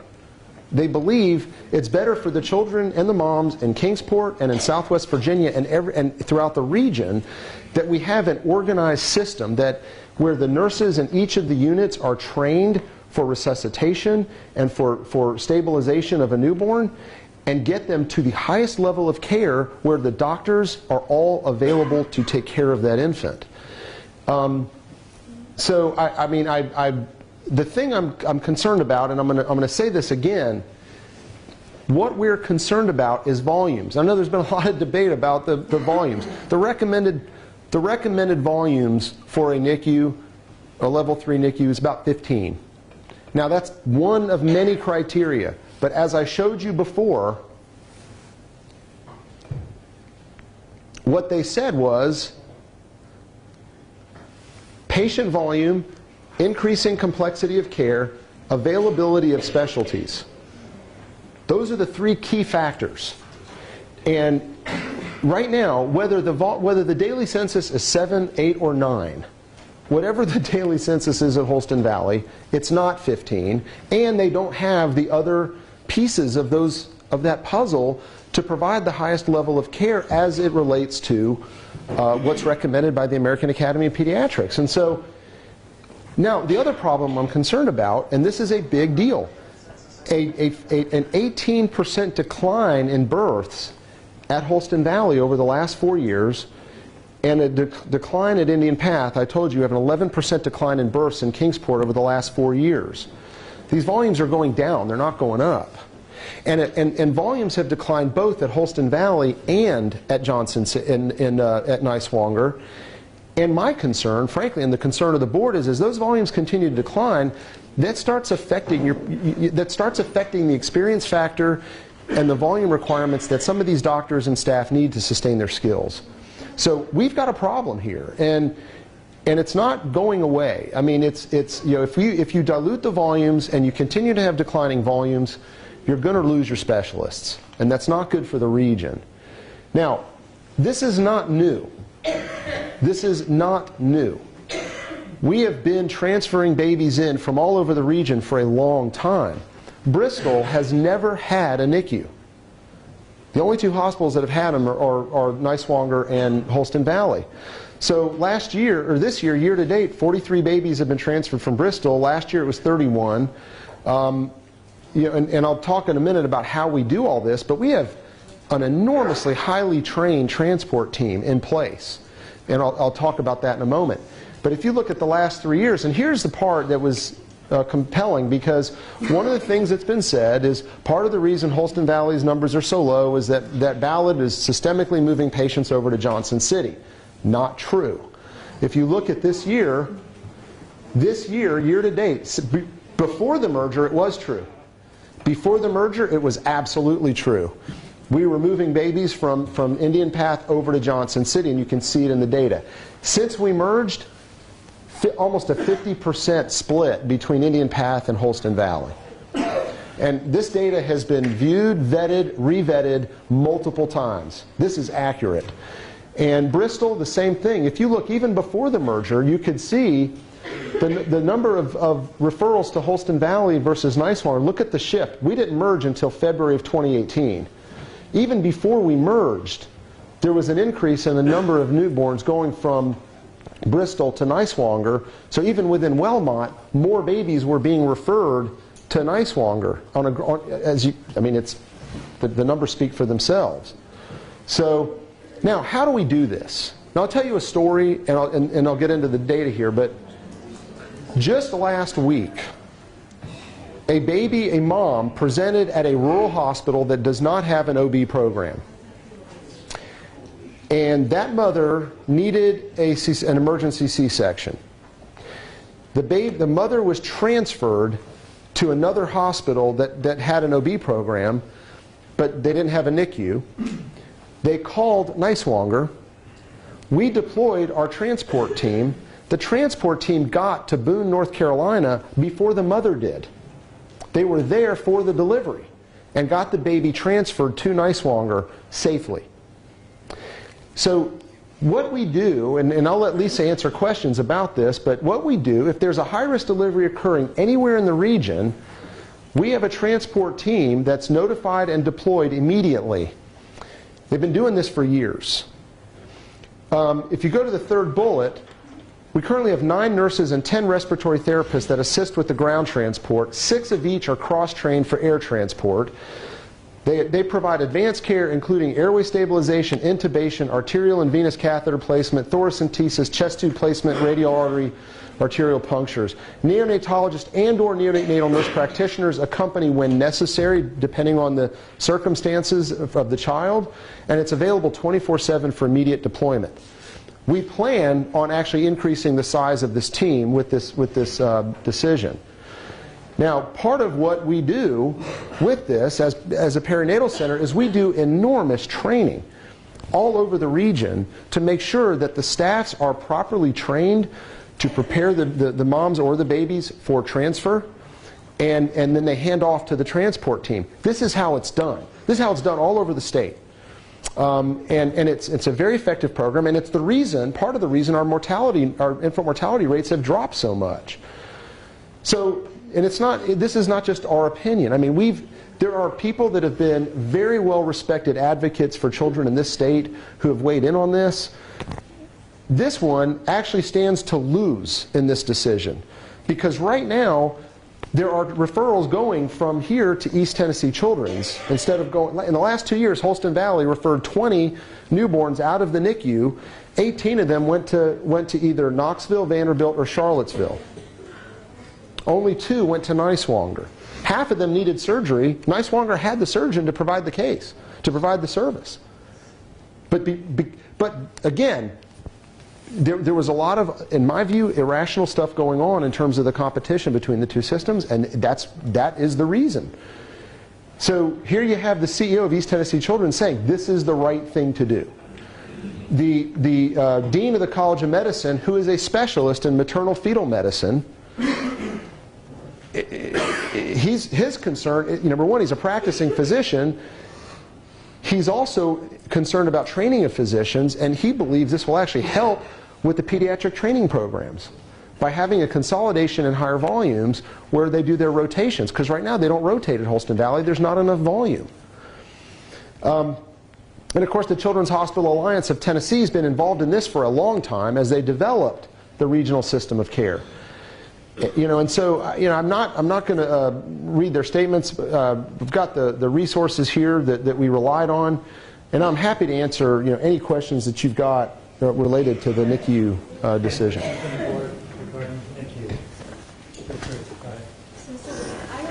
From the conversations I've had with folks in Holston Valley, I don't think anyone wants to see low birth weight babies kept at Holston Valley. I haven't heard anyone make that argument. I'm curious about a couple of things. The evidence about the concentration of volume being important, does that vary based upon low birth weight babies versus larger babies that are born? Would be one question I would have. And 2, again, the same question that happened with the trauma center, why not go with a level 2 NICU versus the decision that you made? Yeah. Well, that was actually part of our analysis. I mean, that was the first thing we looked at. What is the proper level? There's 2 issues outside of the very low birth weight babies. When you take the very low birth weight babies out of the equation, assuming they're going to go to Niswonger, you've got neonatal abstinence syndrome, which has come up as an issue, and you've got other babies that are sick that need some level of neonatal care. First, on neonatal abstinence syndrome, we've made it very clear, not every neonatal abstinence syndrome baby needs to come to Niswonger, and many of them don't need a NICU. We built a 17-bed special care unit at Niswonger for NAS babies and their families, they're not invasive medical conditions. It's a very serious condition that requires a certain type of care. It's not. Mass babies were at Holston Valley this year, 66 NAS. So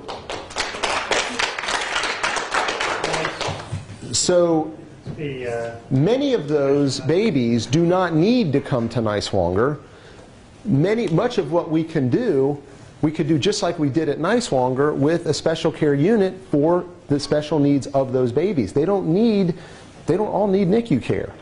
That's not what's happening today. We have neonatal abstinence syndrome babies being cared for in Abington. They're being cared for in Bristol. They're being cared for in every hospital that we do deliveries. There's a difference between NAS and the need for a level 3 NICU. As it relates to when you take the very low birth weight babies out, Lisa, what was the number of actual NICU? I think it was about 35. So what you're talking about with the level 2, and here again this is where we get into a misnomer, because Holston Valley today is not functioning as a level 3. It's licensed as a level 3, but as Alan said, the requirements by the state are the additional subspecialty services. So they're a 2+, but they're not functioning as a level 3. So to say we're cutting them from a 3 to a 1, again, we've talked about these designations with trauma as well. They're functioning as a higher level 2 because they are taking care of some very low birth weight babies, but they do not have the subspecialty services needed to provide that care. So we have pulled all kinds of data.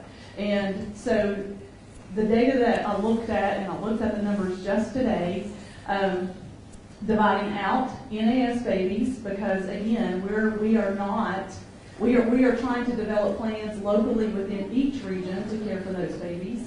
So taking the NAS babies out of the population numbers. Also, Alan talked about the levels of care. Babies greater than 35 weeks gestation, we took those babies out because those nurseries can provide those services. So you're looking at a level 2 that provides care for babies 32 to 35 weeks gestation. This year, that was 35 patients. So again, to operate a service for 35 patients is very unrealistic. So that's what we're talking about. We're talking about ensuring those patients get to the Children's Hospital to also receive care, but then standing up the service at Holston Valley that's necessary to meet the needs. And again, NAS, yes, it was 60+ patients with NAS. Yeah. So we want to provide that care there. And the second part of your question, I'm sorry, I'm Alden. just going to ask, I'm glad to hear the focus on providing for NAS babies, and I think there's been a lot of questions around that. Is there a timeline for the development of those services to be implemented at Holston Valley in terms of this moves forward, the directed care of NAS babies? Well, again, just as with trauma, this is going to be probably a 6 to 8 month process that we work through to look at all the services, to look at the transport services, and then to stand up a higher level of care for those NAS patients. One of the things, because one of the questions, a part of your question, if I understood it correctly, Alderman, was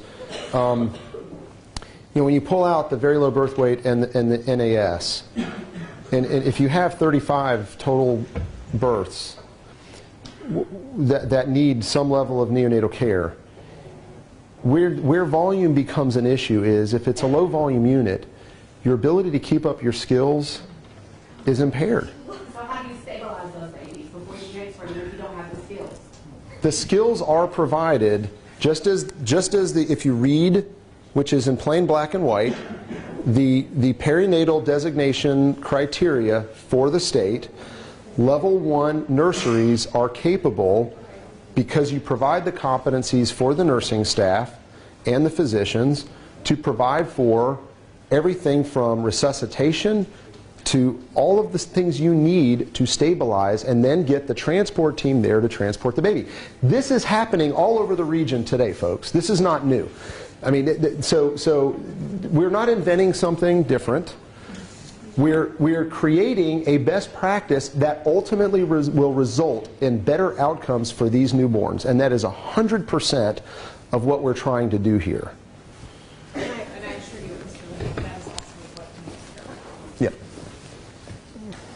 Any other questions from the board regarding the NICU?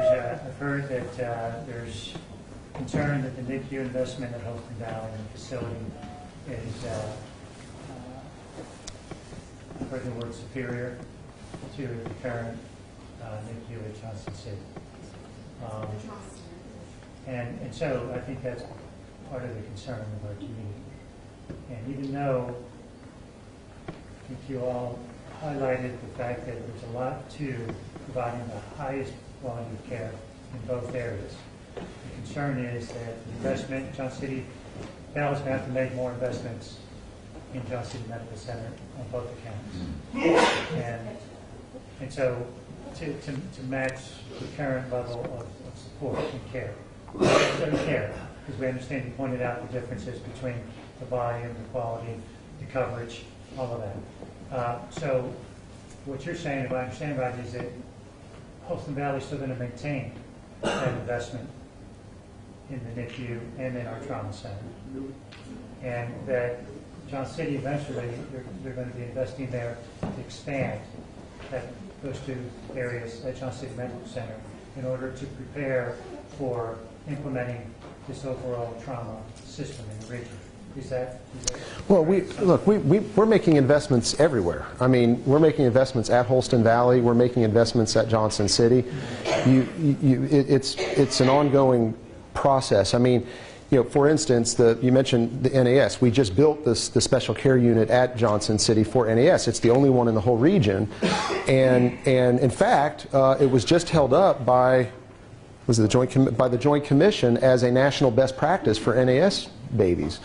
As it relates to NICU and trauma, you know, we're constantly making investments in capital investments in all of our facilities. We're in the process right now of, it started before the merger, but the hybrid cardiovascular cath lab at Holston Valley, new MRIs at both Holston Valley and at Johnson City. We're doing, as I mentioned, the brain lab investment for neurosurgery at Holston Valley. You make the investments based on what the service needs are. Here's the issue. The volumes are declining. The volumes of newborns are declining. And so the idea of expanding the NICU is not likely. There may be additional opportunities like I said, we're always doing upgrades, we're always doing that kind of stuff. So I don't know what they're talking about when they're saying that.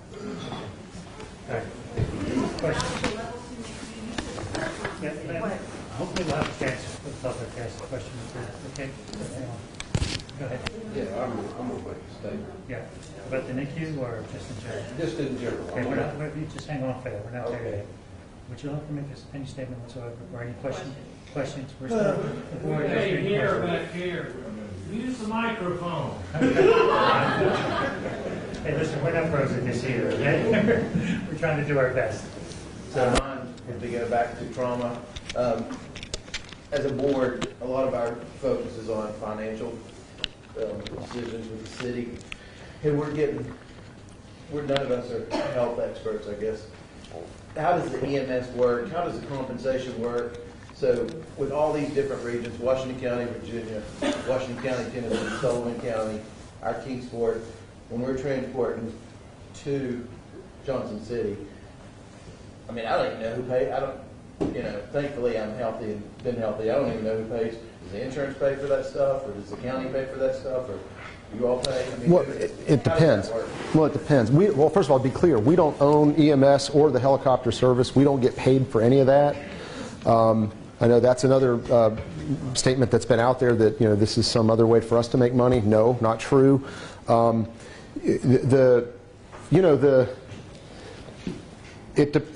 everything, it always depends. If you're in Southwest Virginia, there's a state helicopter that we provide the staff for, that we contribute for nothing. We get paid nothing for it. We actually provide our staff to the helicopter, and people that use that helicopter for transport pay nothing. Is that correct, Eric? Yeah, we pay $800,000 a year to support that. Yeah, it costs us almost $1 million a year to support that helicopter. We get paid nothing, and the consumer is not paying anything if that helicopter is called. Here, there's the taxpayers are paying for the use of EMS. And here's an interesting dynamic. I don't have the data for this, Dr. Spivey, you might know this better than I would, but back when you were the medical director of the ER at Indian Path and Mountain States would systemically transfer patients over to Johnson City from Indian Path, how often were those transports done by EMS versus, I mean, is there any data on that? Like if there was a patient in the ER, and if there was an emergency room to emergency room transfer from Indian Path to Johnson City, was EMS used for those transfers? Yes.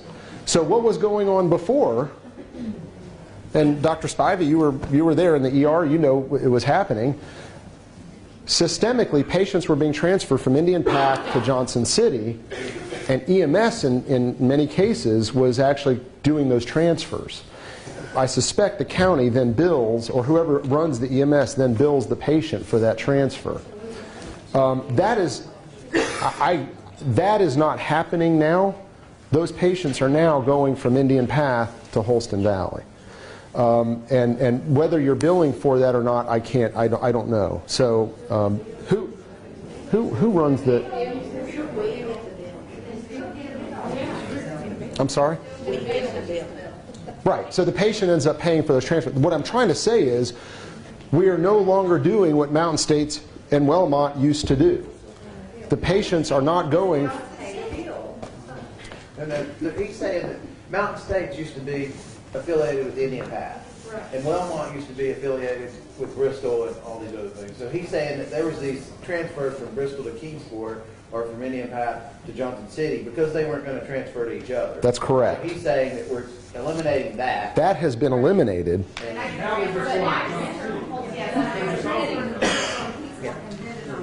No. That's not true. When the patient comes inside the system at Ballard Health, going from facility to facility, it becomes the responsibility of Ballard Health to pay that cost. The insurance companies, I ran EMS over here for years, the EMS will not get paid to transport a patient if not to the closest appropriate facility.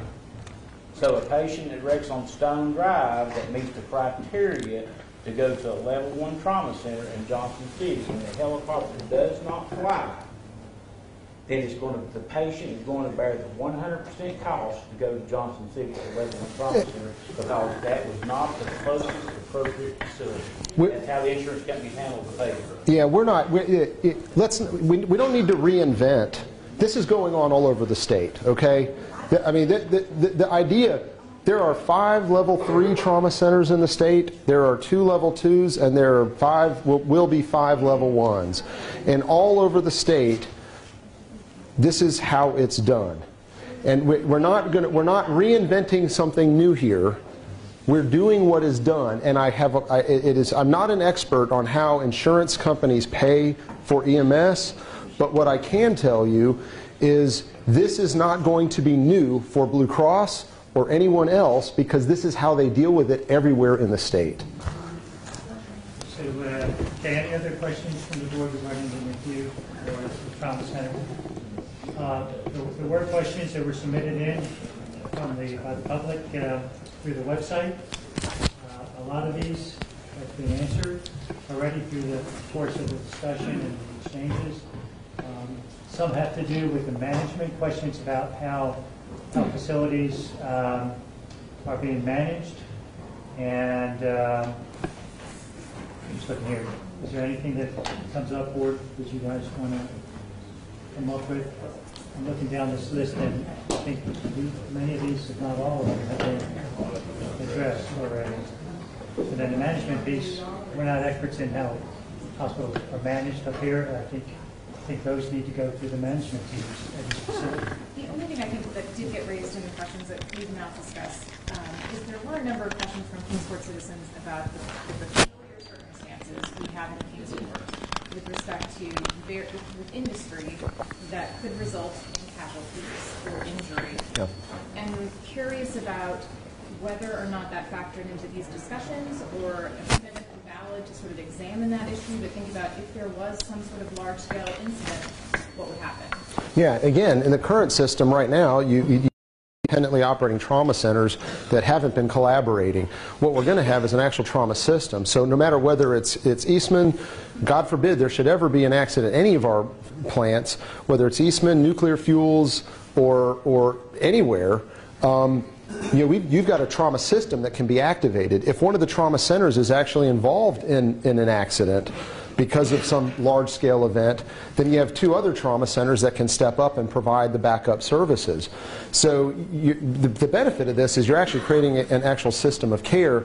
And on top of it, one of the things we have talked to Eastman, and one of the things we do want to do, and which has been done, is periodic drills and tests to make sure that our trauma system is responsive to that. And again, this isn't new. I mean, this is done all over the country where you have major trauma centers and all types of potential incidents. Okay, so, all right, are there any other points that we want to make up as a board? Okay, Yeah. would you like to make some statements? Yeah. In terms of what we've heard, it's up to you. Everybody has a chance to say whatever they want. I'm going to make a general statement here about what all we've gone through, because I was one of your Facebook buddies. I was the one that sent it out for our citizens to contact me if they had questions. So I submitted my questions to the mayor, and I had been receiving texts, emails, phone calls, and this has been unbelievable, the amount of texts and phone calls from personal friends, from doctors and lawyers, and I just can't believe all the people that's been involved in this. But so I feel like personally to represent the people who's contacted me, and they're the ones that put me in office. I'd like to see you retain a level 1 trauma center. I'd like to see you not get rid of the neonatal function that you have at Wellmont.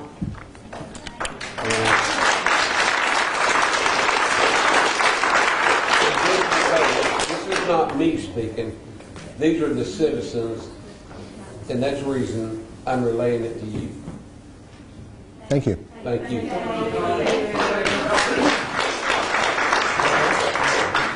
Anyone else like to say? I have one question. We're seeing major medical services leave Kingsport, and I know you've made a commitment to doing several things in Kingsport, and I'd just like to understand what those are, because I think all of us realize that when Ballad came together, and I certainly support the merger, and I certainly want to see Ballad succeed, because I don't like the alternative very much. But what is going to happen to the medical services in Kingsport? I realize that I've heard you say, this is the one community that had a mountain stage and a Wellmont thing, and that causes the financial strapping of this region. But what is going to be in Kingsport? People from Johnson City are going to be coming over here for what services? From the region, that this is going to be the central medical care system in this. And what commitment can you make to us that yes, we're seeing this leave, but no, you're also getting this coming here? Well, that's a great question. I think, first of all,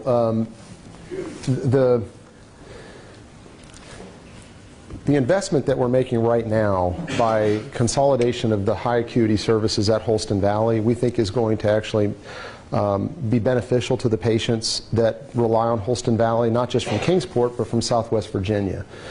And it's important for me to point this out. It's not only not of benefit to Ballad to diminish those services, we also made a commitment in the COPA where it says that we will maintain 3 tertiary referral hospitals, which are Bristol, Holston Valley, and Johnson City. And there's a reason for that. Tertiary, as I mentioned earlier, is there's, I hate to use levels again, but you have quaternary hospitals, which is your major research hospitals. Vanderbilt would be a quaternary hospital.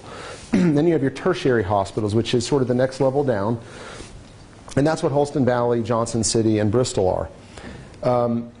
In the COPA, we're required to retain 3 tertiary hospitals. In order to do that, you have to keep all those services. You have to keep orthopedics. You have to keep neurosurgery. You have to keep cardiology.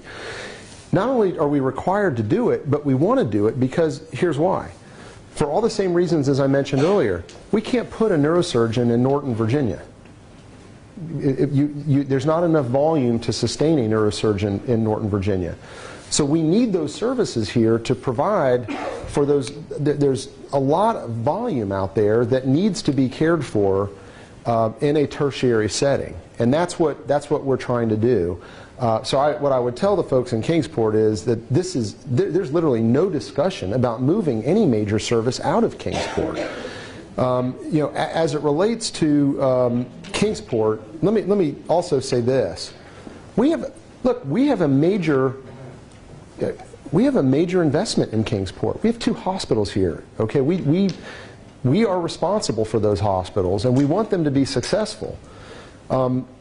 We also recognize that there are very unique challenges economically here, and we are going to live or die by those challenges, just like everybody in this room is. Because, as I mentioned, our inpatient use rates are declining, and there's no population growth, and our births are declining. In our business model here, that's deadly for us because it's an absolute decline in your business. There's no way to grow out of that.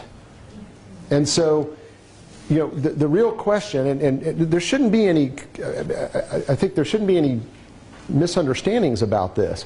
There's got to be a discussion about healthcare in Kingsport, and now we believe this is one that we want to engage in with members of the BMA, people from the business community, and our physicians to think about what does it look like in the next 10 to 15 years, given the population dynamics, given the service projections, the projected needs in each of the services, and what is it we need to do here? Because this doesn't just go away. And I think it's time to, I think we have to be honest about it and have a real honest conversation about what does it look like. And we're prepared to have that discussion. Our board is. I think they're excited about it. Mayor, you and I have talked about sort of trying to put some kind of a visioning process together. We're committed to getting some consulting support that understands the data, that understands kind of what the future looks like and how things are moving into the outpatient setting, and then doing this visioning. This is the process we used in Unicoi. When we acquired the Unicoi Hospital when it was Mountain States, we went through a community visioning process like I'm describing, and the end result was a new community hospital that matched the needs, the projected needs of that community. And it was a very good, very productive process. It wasn't always easy, but it led to something that everybody bought into and agreed needed to be done. And that, I don't want to reach any conclusions about what that process might end, how it might end, but I think it will be a very positive process because I think we can have real visibility about what's coming, and then together make some decisions about how we want to manage that. But so. Thank you. I guess I'd like to. Oh, Mr. Mayor, I'm sorry. Can I add one other thing? Yeah.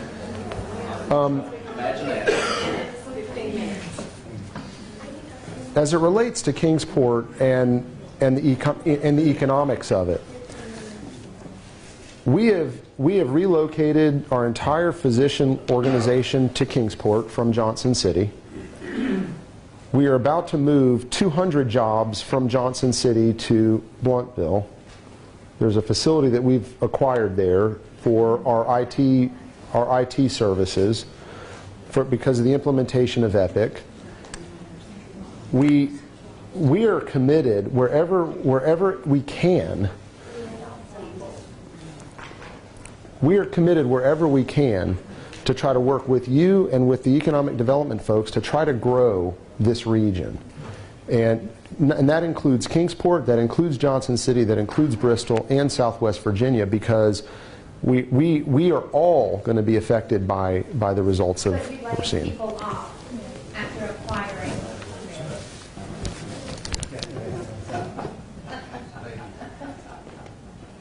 So I want to just quickly summarize just some takeaway points for me. And before I do that, I want to give a quick piece of background that's relevant, I think, to this conversation. I somehow got off on the wrong side of the gene pool, and I'm literally the only person in my family not in healthcare. I have a sister who was a Vanderbilt NICU nurse. She's now a nurse practitioner, specializes in cardiology. My younger sister is a labor and delivery nurse, trained to be a midwife. My father-in-law drives the ambulance for his local town. My mother-in-law is an EMT who's worked in New York City. My sister-in-law is a neurologist. My heart is with people who are doctors and people who are first responders. I care immensely about making sure we get this right, in particular so those people can function and do their jobs to the best of their ability. To that end, I want to raise three very specific things. From the data I've read, from the things I've looked at, I encourage you to maintain the NICU at Holston Valley as it is.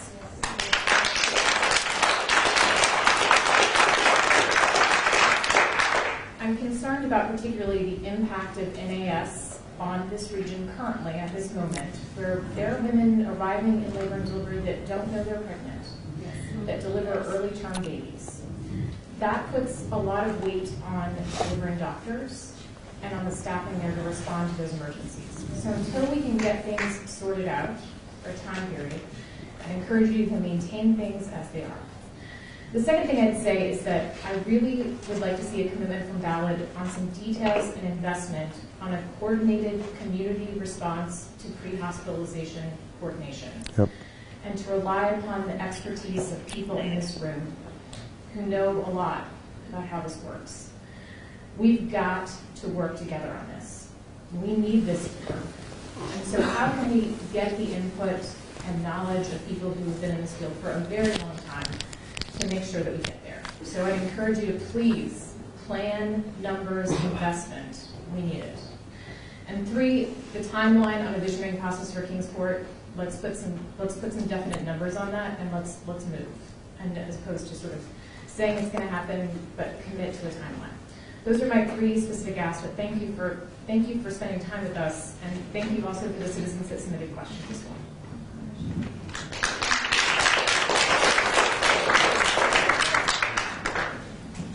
Okay, from my perspective, these are my takeaways from this evening.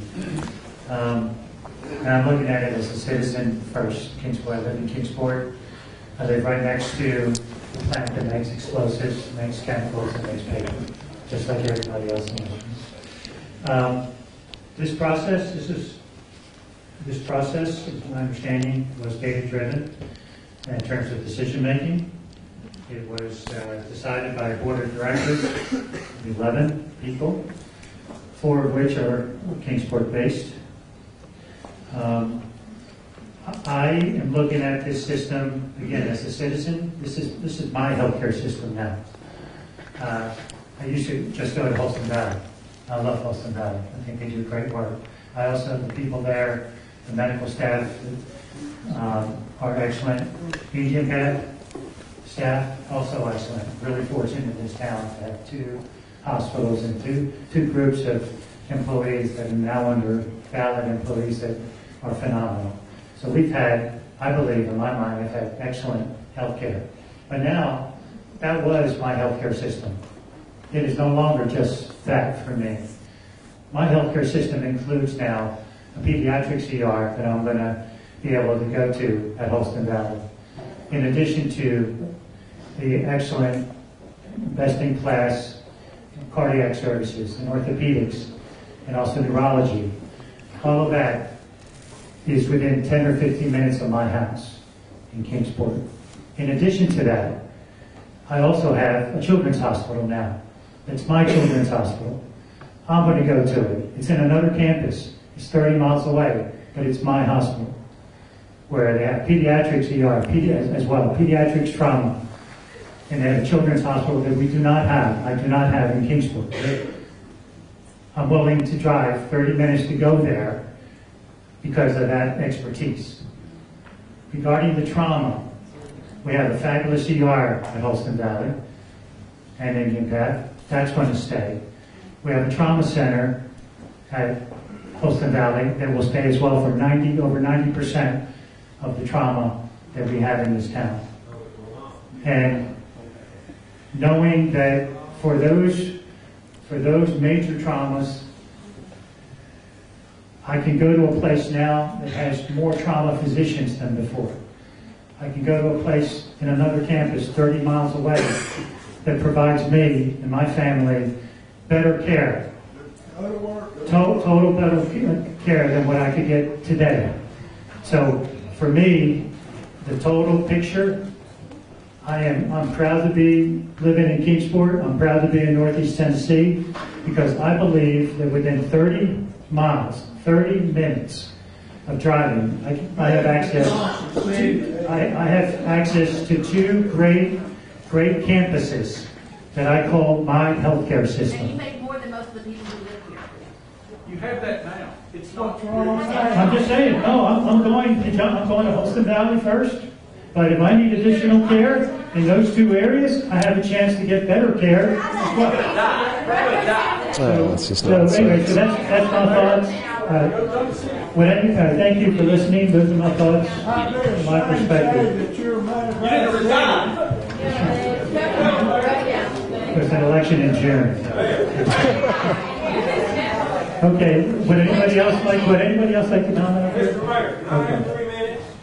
But we've got time, we've got 10 minutes. We got a hard stop. And I'd like questions. No personal stories or statements, just questions. you gave us Do you have a your personal question? story. Why can't I make a statement to explain something that's very beneficial to this whole organization here? Because the public heard from you just 2 or 3 days ago at our public meeting. I want to hear from him. Yeah, it was Tuesday night. Give me 3 minutes. Or shut me down. I'm going to ask you to ask a question. That's what this is today, okay? Question and answer. Okay? Okay, so go ahead, ask your question.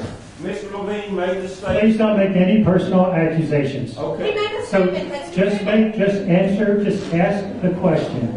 You don't have to point fingers at anybody. We're not here to do that. We're simply here to get better information and be more informed. So what's your question, sir? You don't want to hear the truth. You want to hear the BS he's feeding you. I'm sorry. Sir, seriously, Yes. it's not a question, You want to okay? hear let me- There's no point in going after anybody personally. We're all trying to do the best we can for our No, you're community. not. Talk to the news afterwards. Talk to the news afterwards. Tell them. Talk to them. So who would like to ask a question? Okay, hang on a second. We have 15 minutes. We got a hard stop. So who's I guess your hand came up? Yes. I have a question for Mr. Levine, and this came from an actual physician. And I'll give you a little bit of story. My granddaughter was born at Holston Valley. My daughter-in-law was high risk. She had to go to a high-risk OBGYN doctor. As soon as my granddaughter was born, she went to the NICU unit. She was there for approximately 7 to 8 days. Now, since this talking of downsizing the NICU unit going to Johnson City, my daughter-in-law reached out to her high-risk OBGYN and says, if we plan on having another child, can you still be our doctor? And the answer was yes. Well, if our second child is a high risk as well, how will this work? She said, well, we'll have the baby at Bristol, because I live in Bristol, and then the baby will have to be transferred to Johnson City. The third question was that I imposed to this OBGYN. I said, well, why don't, if they have a child, then that doctor can go to Johnson City and deliver that baby, so the baby will be at the NICU. And quote unquote, she says that Ballad is not allowing us to have permission to deliver babies at Johnson City. That's not true. That is true, sir. I don't think this doctor lies to me, and I've known this doctor for a long time. So I don't understand, and I understand that Ballad Health owns about 37% of the doctors right here and within the Ballad Health system. No. Are you all removing physicians' privileges to where they can practice at Johnson City as well as Holston Valley and Bristol? Because you are creating problem where patients are being taken away from their own positions they're used to be pushed over to Johnson City to be used high-risk physicians over there. And it's wrong. Well, that's you're right. It's wrong. It's not happening. I don't know what you're talking about. I'll point you. I will. If you want to set up a meeting, I would love to bring her with me to your office and tell you what she told me. I will tell you what we do. We have an open medical staff. Any physician can apply to any medical staff, and any physician, if they meet the requirements of the medical staff, which Ballad doesn't create, the medical staff creates, then that physician can practice at that hospital. And it's not just me saying this, that is a requirement of our COPA. We have to have an open medical staff. So whoever said that, I think, I don't know. If she's currently credentialed when she worked under Wellmont facilities to have privileges, why would they be anything obsolete in the Ballad system that she would automatically not be able to be credentialed to the Johnson City Med Center? There's no reason she can't. She has to have the volume. What? She has to have a certain volume. It's what you're saying is simply not true. It is not true. She said she didn't have the volume. She may not deliver as many patients. I don't. Okay, so I'm telling you, if she meets the qualifications. You asked the question. Ms. Levine already answered it, so let's move on to another question. Please. It's not true. Who else would like to ask a question? Sorry, can I just tie into that? Yes. So I'm Dr. Sean Hollander. I'm the Northeast Regional Tennessee Medical Director for perinatology. So I'm a neonatologist, a NICU doctor. So the goal of having a truly regionalized approach to high-risk deliveries and high-risk infants is to, if at all possible, have those high-risk deliveries at the center that can best take care of that infant. So if your family member has another baby that is a high-risk patient, and we know that they're likely to deliver early or likely to need help after birth, the goal would be to deliver them at that center that can take care of them. There's, any time that you... Are you requiring them to have a different doctor that has privileges at Johnson City Medical Center and not longer? So I'm not requiring them to do that. And see, that's a major problem. My daughter-in-law had really gained a lot of respect and trust into this position, but now you're selecting who she has to go to. We have medical staff bylaws that are approved by the medical staff at each hospital. If a doctor meets the requirements of the medical staff bylaws, Ballad doesn't establish those bylaws. They're established by the doctors. If they meet the requirements of the medical staff bylaws, then they get credentials. That's how it works. But how did it change from Wellmont? It didn't. Yes, it has. No, it hasn't changed. We cannot, under the COPA, we cannot preclude a doctor that meets the requirements of the bylaws from practicing there. Can we go to another question, please, before we have one more, and then we're going to have to shut down. I saw you're going to hear from Danny at the work session. We understand her concerns. Anybody else? Anybody else? Yes. Yes, ma'am. Go ahead. I think, so I am a Spanish professor, and I agree that your numbers are very smart. More volume, more time on task means better efficiency. Nobody can deny that. However, as a teacher, I'm not going to invest 100% of my time and energy and money on my best students. I'm going to invest some of my energy there, but I'm going to invest a lot of my energy in where we need more help. I think that and my question to you. Yeah, what is your question, please? Yes. My question is, has this been looked at from the other direction? Oh, that's a great question. So have we thought about why don't we utilize the services we have, and how do we improve them? Because the concern is the loss in populations or the decline in population in Kingsport. Taking services like the NICU away is going to encourage loss in population. Yes. It seems to me. So how do we encourage in the areas that we need help and rise them up to create a more solid system and encourage the community of Kingsport to improve, as opposed to moving everything to our better student, which is Yeah, let me, first of all, there's no, that's a great question, and I appreciate that sentiment. And one of the things that is a common mistake that hospitals can make is when every hospital tries to do everything.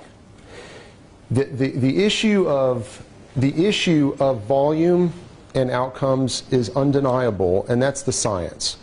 So the starting point is you follow the best practice and the evidence to ensure you've got the volumes to sustain your skills. That's what that's what this is about. Then within Ballad, we have a part of why I mentioned at the very beginning of this, part of why 75% of our quality measures have improved, some as much as 60 to 70%, is we're doing exactly what you're talking about. We now, as one system, we have scorecards, and we measure every one of our hospitals on those metrics. The ones that are the weakest, we put resources into those hospitals to improve those metrics, and that's why we're seeing such improvement. So, all of this has to be evidence. All of this has to be evidence-driven, and so, it's very organic. It's very organic at that level. It's from whether it's our quality measures or in various service lines. That's what we try to do. Exactly what you're talking about. So you're right on point. Okay, thank you. Looks like everyone's moving out now. Great. So 9:30. Thank you for your time today. We appreciate it. I think we learned a lot more than when we first walked in here. Oh, yeah. So thank you everyone for coming. Meeting adjourned.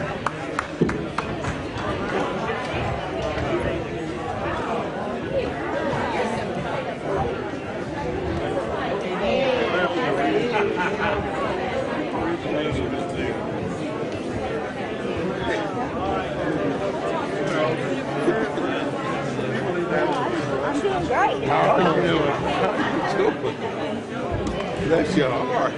Yeah.